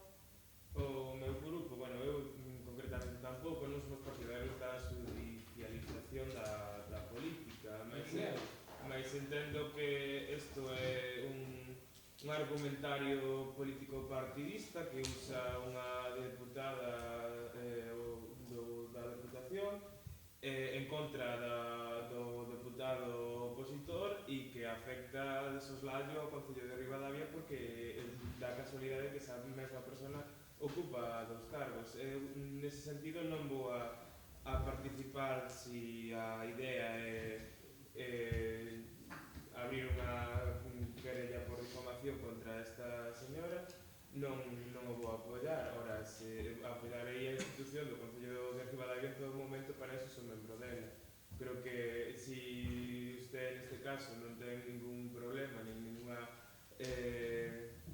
cuestión judicial aberta, non ten que defenderse de nada. A realidade está aí, e por moito que saia na prensa, e máis alá das voces públicas dun xornal está a clara realidade, non? Todos coñecemos ese tema e todos sabemos de que vai. Non creo que ni siquiera lle vaya a perjudicar políticamente no seu concello, con lo cual non vexo a necesidade de traerlo ni siquiera hoxe aquí cando é unha guerra aberta na Deputación que o meu grupo ten ali os seus representantes e a mí personalmente non me compete. Ben, bueno, a verdade é que nese sentido non hai que dicir unha cousa. Volvo a decir, é que sí que afecta o Concello de Ribadavia porque mañá se sabe algo dicindo que o alcalde de Ribadavia está nunha causa inmersa que non está, dende logo claro que é unha falta de respeto, non solamente iso, é que é unha calumnia. Porque vostede diga que non, é por a min que son alcalde de Ribadavia, claro, evidentemente, por unha causa que afecta ao Concello de Ribadavia é que é mentira. O xulgar. É que é mentira. Pero eso que dices. No, é que ademais, por certo, é que ademais eu, precisamente, lamento que neste caso o BNG se o que diga isto, porque ao millor eu estaba ali sentado cando o que tiña que estar sentado en todo caso, porque era o concelleiro que dependía esa persona, non era precisamente o dice a propia sentencia, que non lle dá razón a ese traballador, que decía que era o concelleiro do BNG. Por tanto, iso foi desta procuración. E lamento que o BNG nese eido ni siquiera se les Digo que non vou bueno, pero digo que a todos digo que eu lle aseguro unha cousa: si vostede está na mesma tesitura, a mellor dentro de 3 anos ou 4, que pode pasar, si lle pasa eso con esa persona, dende logo lle digo unha cousa: a mí me terá ao lado. Xa lle digo agora, e xa lle digo para que quede claro, a mí me terá ao lado, vale? Porque sí que non se poden permitir certas cousas. En política non vale. Pepe? Ben, eu simplemente en primeiro lugar para unha cuestión meramente formal, entendo que, senón que me corrixe o secretario, en turno de robos e preguntas, e para que a oposición plantea robos e preguntas a quen pode ou executalos ou respostar, que neste caso é o alcalde. Outro é unha fórmula que eu non sei se é administrativamente moi lógica, pero dende logo, independientemente deso, nos evidentemente xa o manifestaba antes de iniciar o pleno, non temos por que entrar en este tipo de cuestións, ni lo vamos a facer, porque entendemos que en todo caso, si alguén se sinte ofendido na súa honra, esas ofensas de honra, pois teñen unha defensa fronte ás institucións que correspondan, que se teñen que exercer evidentemente personalmente como tal delito de honra si que existira, nada máis.